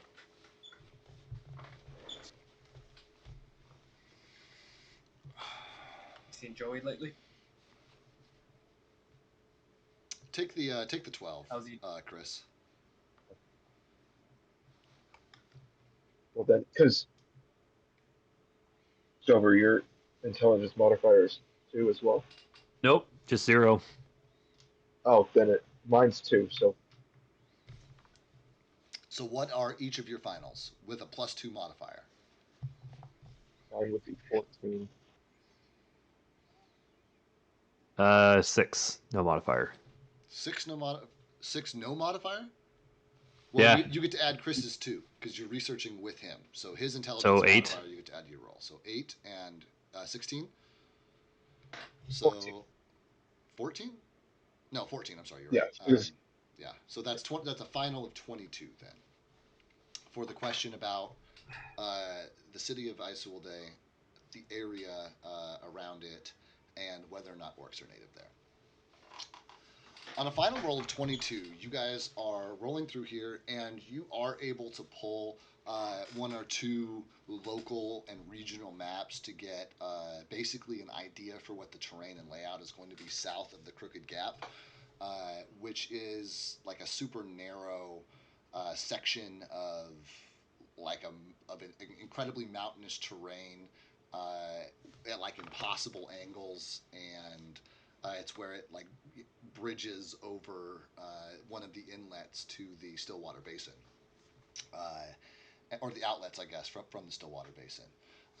And past that, there are no modern maps, but you can tell that Isolde once was a metropolis. There are depictions of huge cathedrals to gods long dead, and there are what's most prominent about the history of Isolde, about the area, what's written in these books about a place that no longer exists, is that there's legend of a twin city that it had across the Ayrshire Sea, Tristandane, and that the two were bridged by a magical teleportation system, by a extraplanar bridge. Like these words don't translate super cleanly into modern common. But there was some kind of connection between the two of them. And on a 22, you are able to research that connection was because of the namesake of those two cities, the pair of lovers who they are named after, so that they could have access to one another, or so the legend goes. As far as the area around it, they were once farmlands, and have since become, kind of overgrown. The area is coastal, and it's by a large lake, and there aren't any modern maps of this area. There are legends that this lake now has, because Isolde came to ruin, and this magical bridge was the course of that ruin, or at least that's what's written in all of these books. And that magical discharge of energy created like a space around the ruins where it is more likely to encounter other magical beings. Like it was a huge, magic discharge. As far as orcs specifically go, they are most commonly known to come from the area, let me see here, southeast of the marshlands, across, I call it the Blackwater, across the Misty Gulf, down near like the Mirkwood garrison. That's kind of the local orcish capital. And a lot of the nomadic orcs will come back here every few years, just for logistical, necessity, cultural reasons. So they will, work their way through the windless slopes, come up through the marshlands, but nobody really makes it through the marshlands, so it's easier for them to go through or around the slopes and then north to the nearest population center, which is Edgetown. So, the basin takes up a lot of the space between here and there, and the gap is the chokehold, which traditionally they are pushed back to. And this is consistent with what the Lord just told you. That, he asked you guys, like, between here and the Crooked Gap is where I want you guys to clear orcs. Beyond that, it's not our concern. And so as you're doing your research, you can tell it's not their concern because there once was a road which connected Edgetown and the ancient city of Isulde, but that road doesn't exist anymore. It's gone. It's not maintained on the other side of the gap. So, you can see the path, and that's that dotted line. If you actually look at your regional map, you can see there's a dotted line from the Crooked Gap to the, like, ruin set by Turtle Shark Bay. And you now have maps that definitively show that route, like where the road used to be. You know that there are likely to be orcs in the area. You know they likely come from the Mirkwood garrison. And you know that they are nomadic by nature, and that the Crooked Gap is kind of the most defensible point from them. And that's the information you're able to find on the orcs. Did I miss any part of your question in that answer? No. I don't think so. But if I like totally, don't answer part of the question, I want to make sure that I like answer everything a little bit rather than nothing on something and everything on another. Okay, great. So 22. It's a great roll. Not like phenomenal. I was really hoping that we get some nat 20s out here in the library, but that's cool. That's cool. The DM doesn't need to share lore. All right, our last two, Monzo and Monzo. Who are you researching with? Who's researching with Monzo? Me. Monzo and the Tesk. Oh boy, Tesk. Your time to shine. This is the library, buddy. So Monzo, you can add a Tesk's intelligence modifier to your rolls because I'm sure he has the higher intelligence modifier. +3. So you want me to roll and then add his? No, we're both gonna roll. We're both gonna add my modifier to our rolls, and that's our. Because you guys are Fantastic. researching this together, so you get to use the smarter of your two's intelligence modifier because it's a team project. Can I get the let's get down to business music in the background? And then as soon as you guys are done rolling, please state for me what your question was precisely. Oh yeah, 1 second. I'm Re- 10, so hopefully. Real quick, a positive force inspires me, and now I can roll twice and Sick. take the better of 2. Sick. I appreciate you declaring that before I announce the results of your roll. Yes.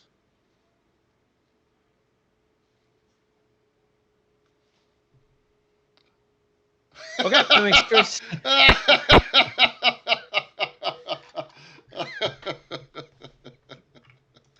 And then just to state, so and Tyler or Tesk, you can add to this because I wrote this hours ago before the game started, so maybe it's changed a bit. But my original question was,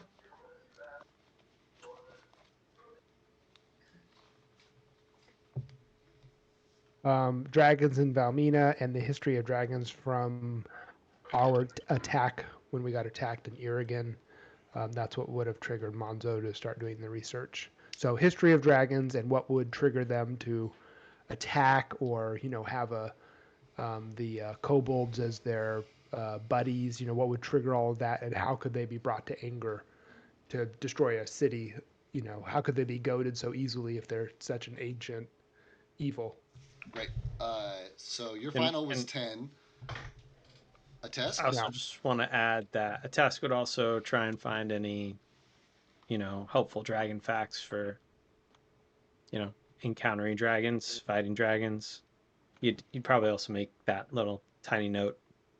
Okay, that's fair. That's all adjacent territory. That's all fair for a shared check. So what was your final, bud? Mine would be 21. 21 and 10 for a combined of 31, the highest roll of any question in the library. Congratulations, Atesk. You are the best at books. Who would have thought? I got books. I'm Maybe really not happy. magic, maybe not talking, but books. I was going to be Books. real upset for your character if you rolled low here, because it's like, oh, Me man, too. This is... I haven't used my special thing just to make sure I got something decent. Okay, dragons. So that's down here. Okay, so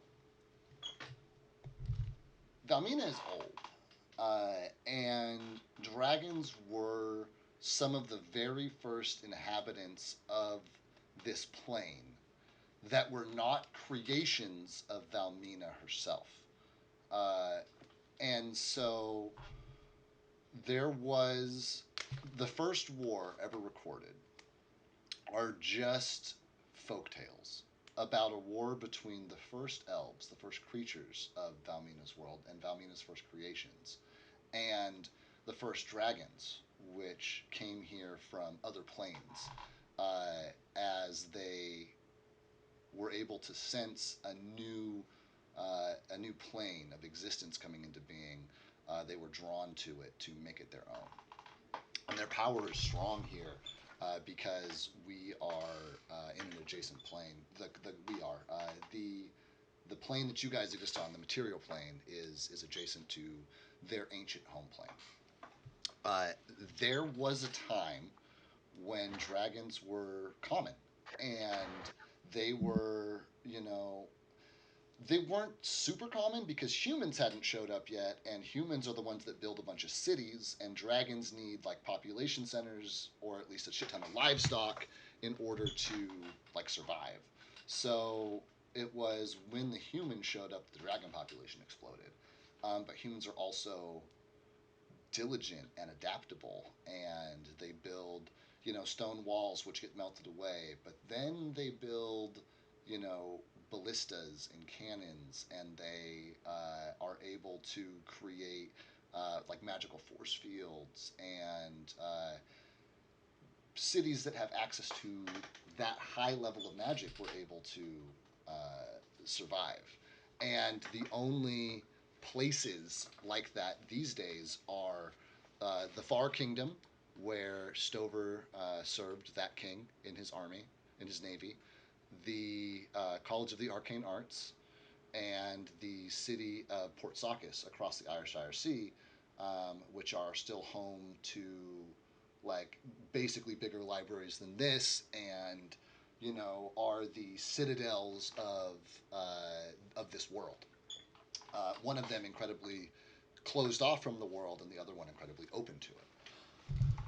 As far as the dragons that attacked Irrigan specifically and why they would attack Irrigan specifically, there is very easily found the history of the Kobold Wars, which Lord Olderbrandt actually told you guys about himself, that his grandfather fought a Kobold War, 100 years prior, and his steward like looked up the figure for you. Arthur actually specifically asked what we were looking at, and he looked up and and he said 97 kobolds or 132 kobolds or something along those lines, and like that was like a point of discussion before you guys took this job. In that war, there was a black dragon by the name of Nox who led kobolds against the people of Irrigan. The difference is that at that time, the settlement of Irrigan was closely allied with not just the Stinging Mist tribe, but most of the marshlands themselves, and they were able to collectively beat back the threat. The As far as drawing to anger, the shield which you guys have was this is not written down here, and which is why I did not give this answer to the people looking for answers on the armor specifically. But the shield is not written about here as like where it belonged prior to this. But as you're looking at this research on dragons and the history of dragons here, you are able to find the history of the great dragon Alzarath, who has destroyed the world more than once and brought civilization to its knees and only been able to be beaten back by the combined by other dragons. And after the Dragon Wars, dragons were nearly extinct, and Alzarath, being basically the largest and brutest of the dragons, was able to survive, and somehow he was able to have his own brood. And Nox is one of the dragons of this brood. He is the child of Alzarath, and It's like Zeus and Thor. right. And so this shield, which depicts this prophecy, was the last time anybody saw this before it ended up in the hands of Lord Orldebrand. And this is something that I probably should have given to my first group of research, so I will give this to you guys. The last place this thing was seen was being worn in battle by a champion headed off to face Alzarath. Um, and it was never seen after that. Lord Oldebrand had it, but you guys didn't know that's what this was. He didn't know that's what this was. But now that you've had it and you've spoken with this wizard and you've done this research, you guys are able to put these pieces together that this shield was once worn by a champion who went to slay the greatest dragon that ever existed. And that dragon's child, was at one point the enemy of the person who you guys took it from and has been hereditary enemies with that family. What that means is up to you guys to interpret. That's not written in these books. Um, but that is kind of a quick history of dragons. And then to touch on Tyler's stuff about tactics or weaknesses or anything like that, dragons can only have one brood of children. So, whatever what whoever Nox's siblings are the only siblings he'll ever have, if he has any at all. Dragon clutches are notoriously small. Um, but you do know that they are obviously impervious to the element that their breath is, but Etesk knew that before he even got here. That was in the College of the Arcane Arts libraries. You are able to discover that these creatures covet magical items, but not all of them are traditional hoarders, and not all of them are city destroyers. There are lots of legends of dragons laying waste to cities, but there at one point were dragons which rose up against those dragons and fought them. So there are or have been, quote unquote, good dragons in the past. So because this one is your enemy does not necessarily mean that every dragon you meet will be an enemy. A valuable piece of information that you find in this process, worthy of a result of 31, I believe. I will also go so far as to say that dragons will, this kind of goes without saying, but you roll 31. Dragons will always engage from the air whenever possible. They will use their breath weapon as often as possible, and they are highly intelligent creatures who know when a battle is lost. And if they have an exit strategy, they will take it. Okay. Cool. This. Quick question: would Yeah. I get a sense of how, other than Azeroth and Nox, how many are there? Modern counts of dragons are high enough for villagers to believe, for pretty much universally everywhere you go, people believe that dragons exist. Um, and it's one of those things where everybody has a cousin or a brother or someone who was once on a road and saw a dragon fly overhead, or was run out of their village by or small hamlet by a dragon attack. But you're in a library, you're looking at hard facts and figures, and some of the last estimates, which were still hundreds of years ago, but dragons live for millennia, so these counts may be accurate. They had tallied a count of 9 known dragons at that time, hundreds of years ago. And so presumably the count is that or lower, unless for whatever reason, these have created more dragons somehow or something along those lines. But you would know that Nox does have siblings, but not know how many. And you would know that at one point, hundreds of years ago, there was a tally of 9 dragons in the known world.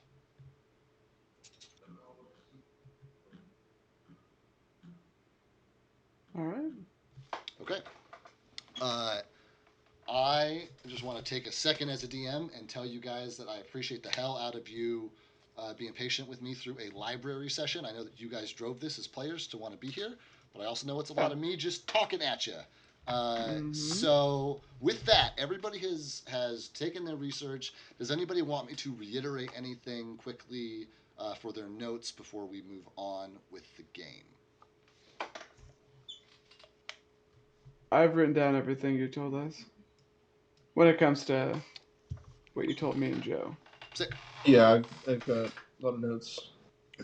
So you guys can see that the light shining through these huge bay windows is making the shadows long in here. And, before long you realize that you're doing your research by candlelight exclusively, and the sun has disappeared entirely.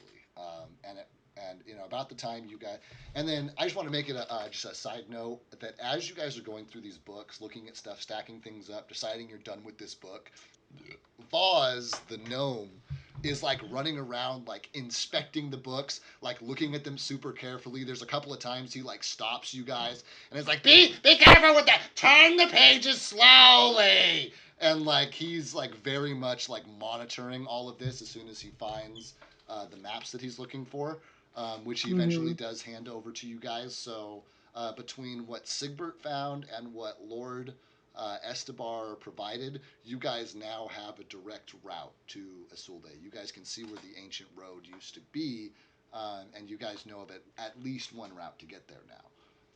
Oh, nice. So it's exactly like Owen told you in the Screaming Falchion, Sigbert. Like this journey looks like it's going to take 7-8 days to one way to get there. You'll get to the Crooked Gap in 3 or 4 days, and then you'll have another couple of days after that before you get to the ruins of Isolde. But that all like tracks. That information is all consistent now that you guys are looking at these maps. It's probably 8 o'clock. You guys have put in 6 solid hours of research. What would you guys like to do at this point? Are we getting tired? I'm assuming we are. You fought in the morning. It's up to you guys. Yeah, you fought in the morning. You did start this morning, but you took a nap, spent some hit die. I did not take a nap. Well, some people. So I would say that Simone is starting to. He's like has his hand on his chin. He's kind of starting to doze off a little bit. Hey, Simone, I think it's time we should go to it's bedtime, dude. Bedtime, fool. I haven't even eaten yet. I'm hungry. So I think we got all the answers we need here. Outside of here. Yeah, fool. I'm gonna kind of scan the room. I'm gonna be like, hey, you guys ready to go? Yeah, I think we're good to go. Good to go.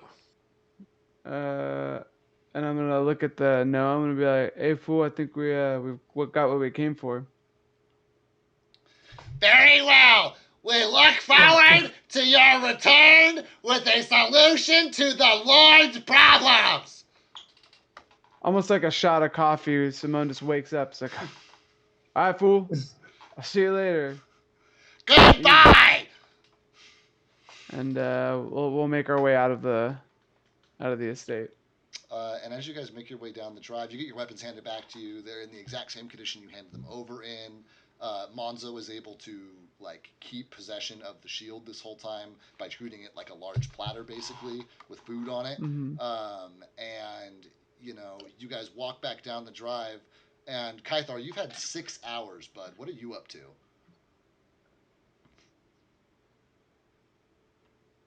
Not here, or just muted? Learning how to read, maybe. Okay. With that, Kythar? Kythar's passed Okay. out.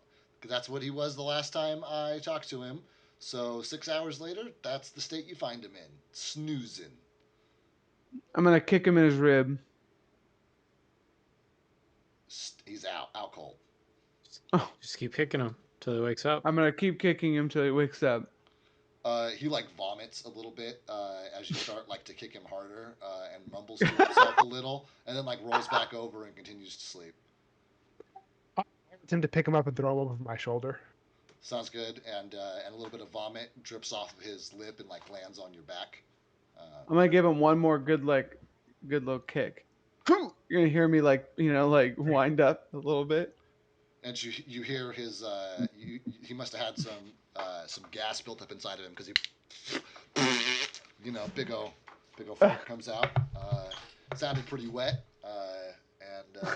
and you guys continue out of the Lord's estate. You have the town of Edgetown at your disposal. What would you guys like to do? Where would you guys like to go? First of all, where's my shield? I'm keeping track of that. Did that get brought into me at the library? I have it, I believe. So Yeah, you could have gotten it from Monzo whenever you wanted, basically. Okay. I just want to keep track of it. Okay, great. it's like crumbs on it. Yeah, there's like some gravy, like crusted up I'm in the gonna- corner. Scoop of honey. Now I'm kind of wipe it off mistrust. and then- I am not trusting of the tavern that we got all of our shit stolen at. Yeah. Previously. Nor am I. Did I miss that, or was that a couple weeks ago? That was a couple weeks ago, before the mine. Oh, that was the week I was gone. Yeah, a few of our compatriots got their magical items taken from them and then dangled in front of them to try to do a job, which then they said, fuck that. So Simone's gonna be like, hey, how about we just like camp right outside of town, fool? What if we see about staying in the mine again? Lady seems good. It's too That's far. like, why not? It's like way across town, fool. Right, it's multiple We're hours in the next town. journey We're in the away. next town over. I'm sorry. I forgot we're in the next town over now. Yeah. We could Yeah, go you're right. camp on the east side of town with the other tents, with the refugees. It's a good point. At least we know, like, we can trust the people there a little bit more. A little bit. Okay. I'm gonna look at the rest of the party and be like, does that sound good to you guys? That sounds good. I guess. Kythar's passed out, I guess, so. Something, yeah. Kythar is just going to agree to everything you guys say, so he thinks it sounds great. We could actually use a few more gold, Kythar. Can you go shake it out in the street for us? Pockets. Okay, so Are you guys going to go through Kythar's pockets while he's passed out? No. No, I'm not. I would not do that. Okay. You guys were just talking about shaking gold out, so I was curious. I meant him shaking it for gold Gotcha. on the street Just corner. razzing him. Just Yeah. razzing him. Gotcha. As he sits there unconscious with vomit coming out of his mouth. Yeah. Over my shoulder. So I'm Yeah. going to walk towards the tent camp with my, little tent and Kyther over my shoulder. Same here. Oh, we're following him. Okay, great. This place is not like hustling and bustling. There are, some abandoned camps, and the Salty Lantern does seem to be a little louder tonight than it has been on previous nights. And with the hour, you suspect that some of these refugees are in there. But there are still, a few mostly, small folk, gnomes, women, children, a couple of, scared looking guy here and there are, just like completely rattled, shell shocked looking individuals.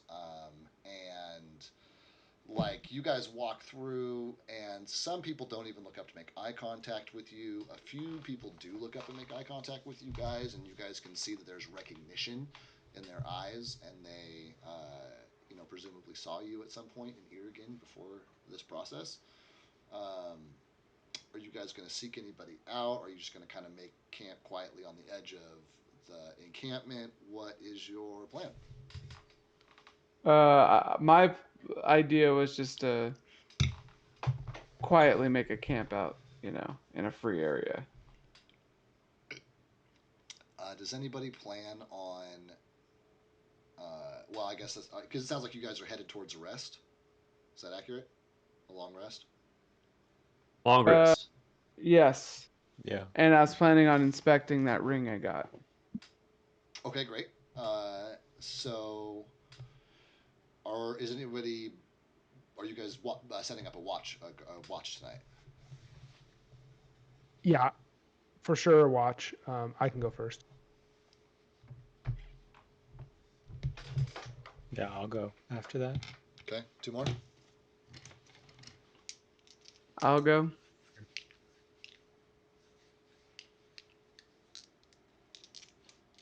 Come on. Anyone else, fool? I'm gonna start picking people at random. I'll go. Right. Sounds good. Do you guys want to have any role play moments with each other before you long rest into the next day? I'm gonna kind of like set out my tent roll, or sorry, my bed roll, and like I have like one of those like just sideways tents. It's just like one angle. Yeah. And I'm gonna kind of sit there on my bed and be like, "What'd you guys find?" That's Kythar passing out. Kythar is fully out. I wouldn't be surprised if Soto's just face on his desk, just beer in his hand. Gold falling out of his pockets. I saw about Soto in real life. I know, me too. Credit card falling out. Just for time's sake, can I show everybody my notes so that they know what you told me, or should I read through? No, yeah, you can just send notes around. That's fine. I think it'd be I'm fun gonna have like if you guys talked written about it, notes. It'll kind of recap everything we talked about with the one dragon and all the others. Azarath and Nox being a kid and the war 100 years ago and all that. Be like, wait, so you're telling me like Azarath, which is like this like god figure, right? Has a kid named Nox, and that was the Puto who destroyed Irrigan? Yeah, and their weakness, they're usually, and I'll kind of point to a task and say, usually their weakness is opposite of whatever they breathe. So if they breathe ice, conceivably fire. And also their other weakness is we could just wait them out. They don't have a lot of kids, so they live a couple thousand years, but we could just wait them out and then they die. Yeah, or there's some good dragons too. So Well, how do you tell which one's a good dragon and which one's a bad dragon? I mean, I guess it's the one that doesn't try to murder you right off the bat from our experiences. I don't know very much about. Go ahead. No, you go. Nox was acid, wasn't he? So what's the opposite of acid that we can weaponize? Water. Water's neutral. A base. Yeah, neutral. We're gonna bleach him to death. Bleachers. What's bleach? Have you ever heard of lie? Throw in the soap. Throw soap at him. Critical hit. I'm not lying. I told you, I'm not lying. Ha! I'm gonna be like, oh, that's funny, because like when we were looking up at the armor, like that shield that Puto right there's got protects everyone behind it from dragon breath. Yeah, that's true. It does do that. But how do we attack him? actually kill him. Well, it's actually it's an interesting part too is that like that helmet, right, that we're trying to go after, that's in that, and I'm gonna point at Sigbert. I'm all EC Isolade, right? Isolde. Esule, where that helmet's at, right? Apparently, whoever wears it can use a dragon breath attack as well. Fool. At least it's rumored. Or so we've been told. Which is like pretty crazy. And I'm all, what about this puto? And I point at Professor Struva. I'm all, can you imagine this puto shooting fire out of his fucking cabeza? His head? Arthur's going to think about that for a minute and go, no, I cannot imagine. What if we put it on the drunk? The raging barbarian. Oh god, we never get it back. Oh shit. But either way, we couldn't really find anything else about the other armor pieces. But there was like little bits and shit here and there about like a sword, that some sort of weapon that went along with it, but don't know what it is.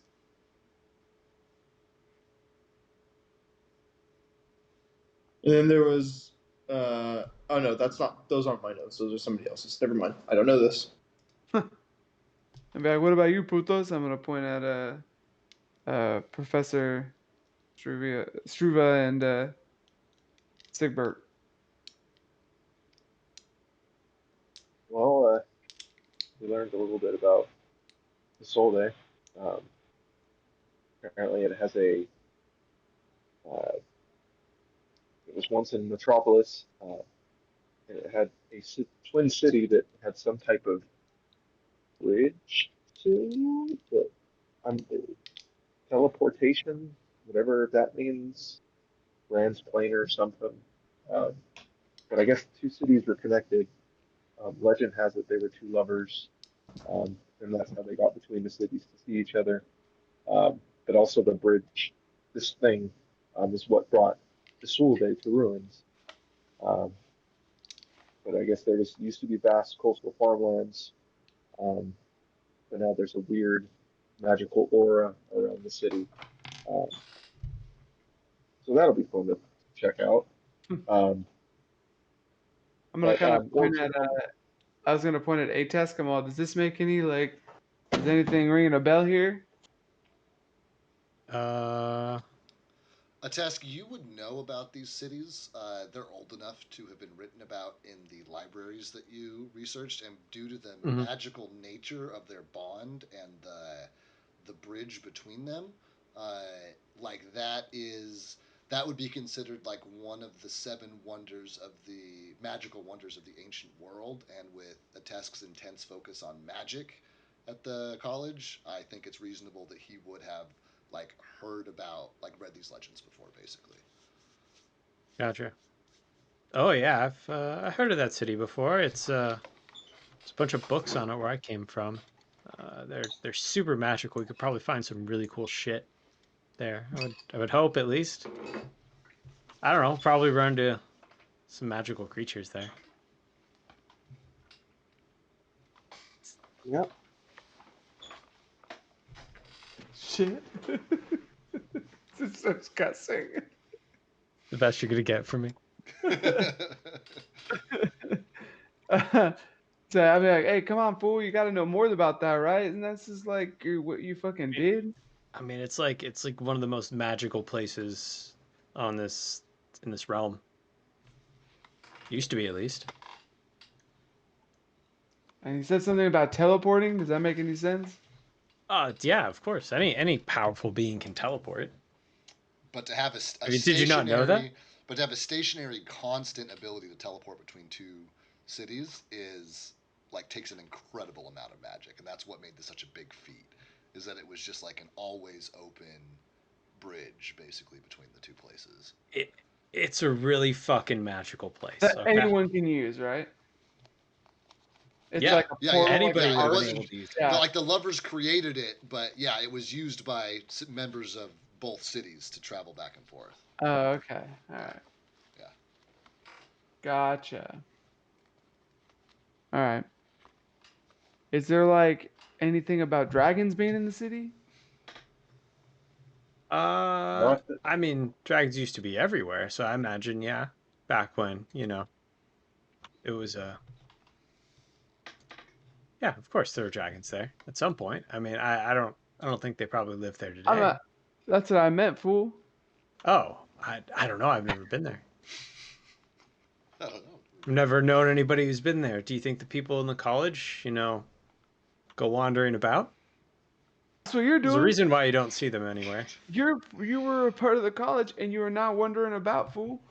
Well, yeah, normally we die before we leave, but Jesus Christ. That's true. No, that's really true.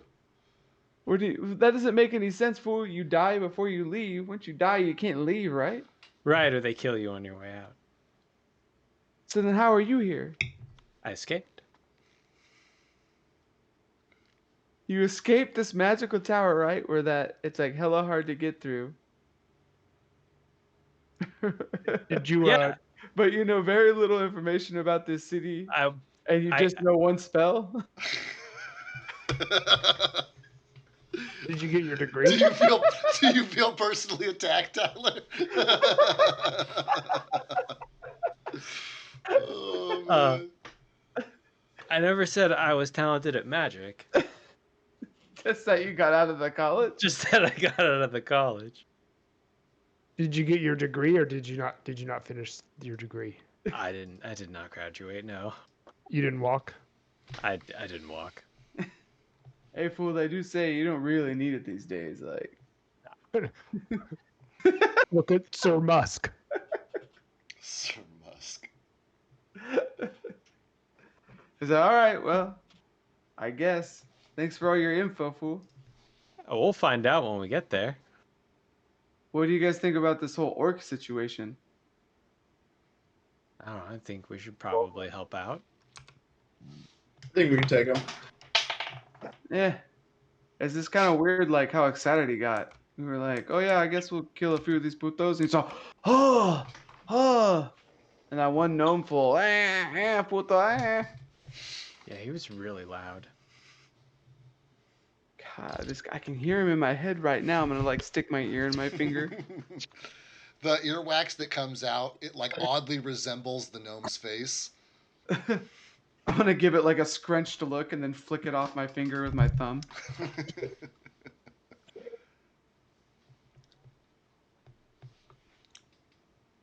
Now I'm gonna like lay back in my bedroll and just kind of like relax and pull out that ring and study it.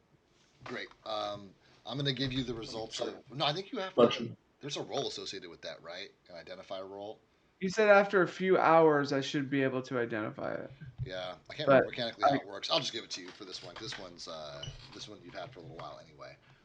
Yeah. So this is a ring of protection 1, is what this is. Dope. Which is why I didn't have a specific thing that you felt when you put it on. I was like, Yeah. you're harder to hit. Feel good. Yeah, you feel great. So that's what that is. You can add that, and then so Aaron was starting us off on watch. Does anybody else have any dialogue for each other before you guys take your long rest? Anything else you'd like to do? Great, Aaron, roll a perception check. Sorry. No, Joe, read. Okay. You got something? Yeah, I did want to make a note, and I didn't want to like.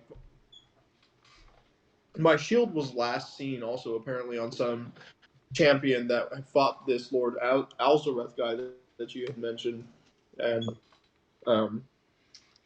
somehow it just sort of resurfaced at Lord Oldebrand's, but throughout that time, like nobody's ever seen it until then. So, fun fact. Don't know who that great champion was, but Pretty fun. they had the whole set. Was he some Maybe like that's our holy solution. warrior? I don't know. They just said it was some great champion that was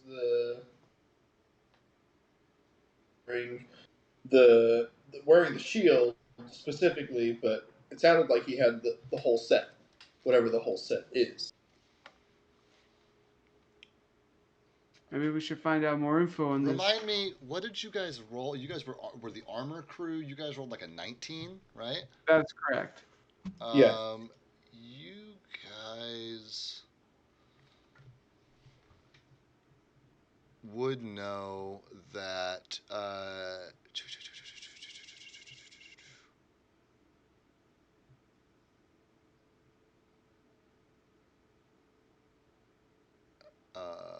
No, I'm sorry. Never mind. You're good. Go ahead. Didn't interrupt. Dang it. Apologies. Fine. You got me excited. I know I made all my notes ahead of time. Yeah. I thought I had a DC that was within there that I didn't drop on you earlier. It was just it was just the name of the set, but it has like a proper name. But you guys haven't discovered that yet. So Damn it. Damn our low rolls. Here's my perception. Stupid. I know. What's your perception, Aaron? Just a moment. 15. 15. You, my friend. Give me just a second.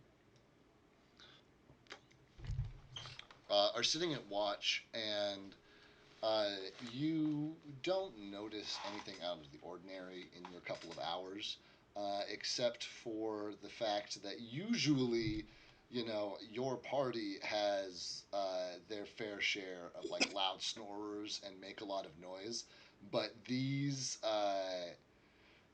these refugees are like fucking creating quite the raucous sound of snoring around you, and they're like between them and the ocean waves, like you can't hear a lot more outside of that. But otherwise, the night passes without incident.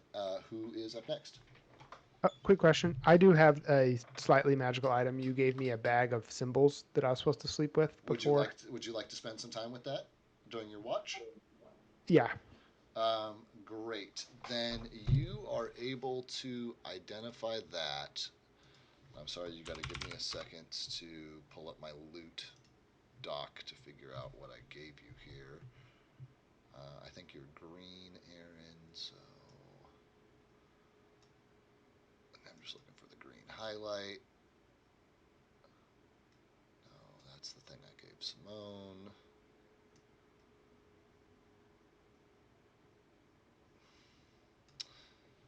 That's the key I gave Arthur. Okay. You take some time with this like bag and you clean it up because it was covered in like viscera and stuff, and you're able to like see the glyphs, which are like embossed in the leather on each side of this. Like it's like a super tiny pouch of what feels like, it's like the consistency of like sand or salt or something in there, but softer, less coarse than that.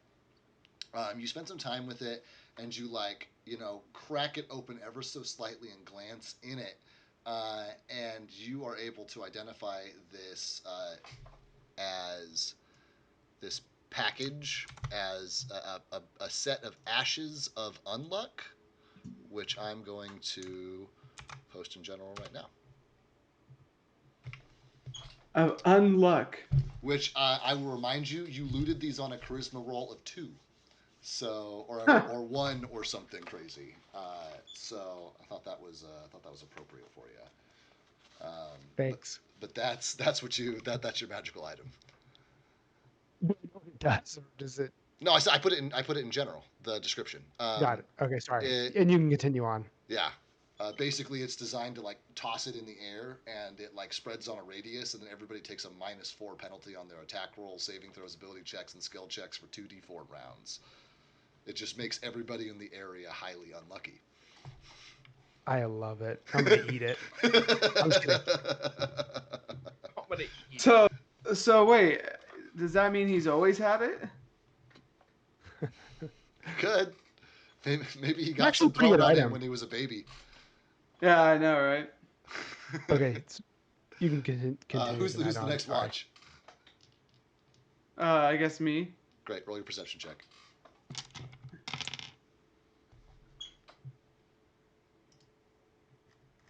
I guess hopefully that's the right one.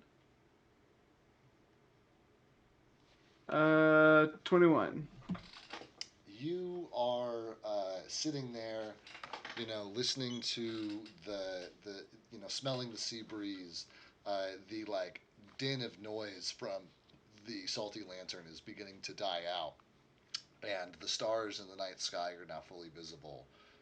And you, Mm-hmm. sit there gazing up at the star, and you watch one of them streak across a comet, which starts off, white, then red, then blue, and it continues to streak across before blipping out, burning itself out. It's just a beautiful natural phenomenon that you witness while you're on your watch, and it's otherwise an uneventful watch. Nice. Who's up next? It was me. Okay, great. Roll your perception check.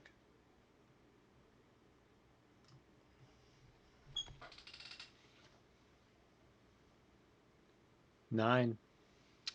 You are performing watch when the late night hours change to the early morning hours, and the coastal fog begins to roll in off of the Irishire Sea here, and it fills your low campground here, very near the coast, and prevents you from being able to see a lot, and it mutes a lot of this sound. You can feel like the damp against your cheeks, but other than other than that, it's a quiet watch. Who's up next? Who's last? That would be me. Go ahead and Oh, give it a go. Whoever's watching. do you want it, Chris? Oh, You might- uh, and then yeah, I rolled a 17. Ah, excellent.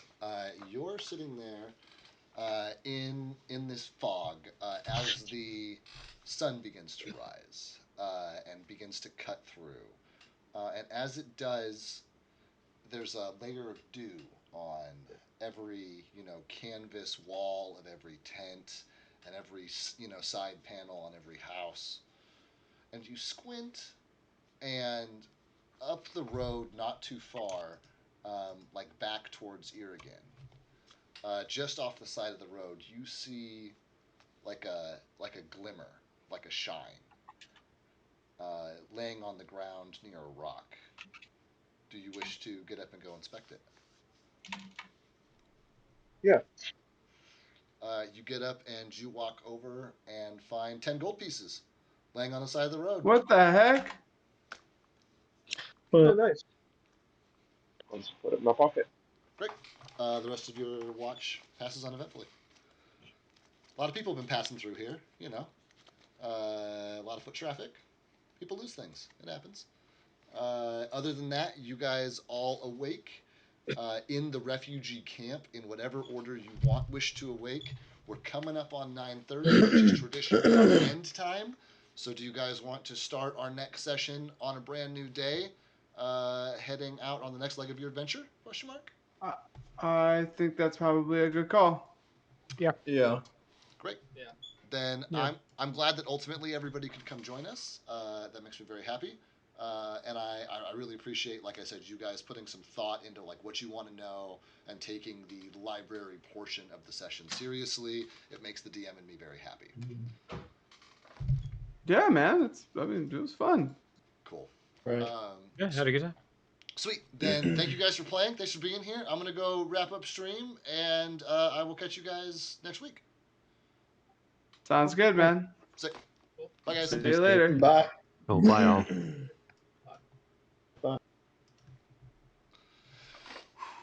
All right, let's take a look here. Let's see what we got. We are one viewer, which is not enough to raid. So I will tell that viewer that I love them and I appreciate them. I will tell you all that I will be back on Friday to continue my Friday campaign. And I will let you all know that I think you're all wonderful people. If you're watching this on YouTube, I think you're especially great for making it through 2.5 hours of mostly lore dump. But I have 30 pages of lore notes. It's nice to be able to, like, just tell them about some of that shit. I will catch you guys on Friday. Take it easy.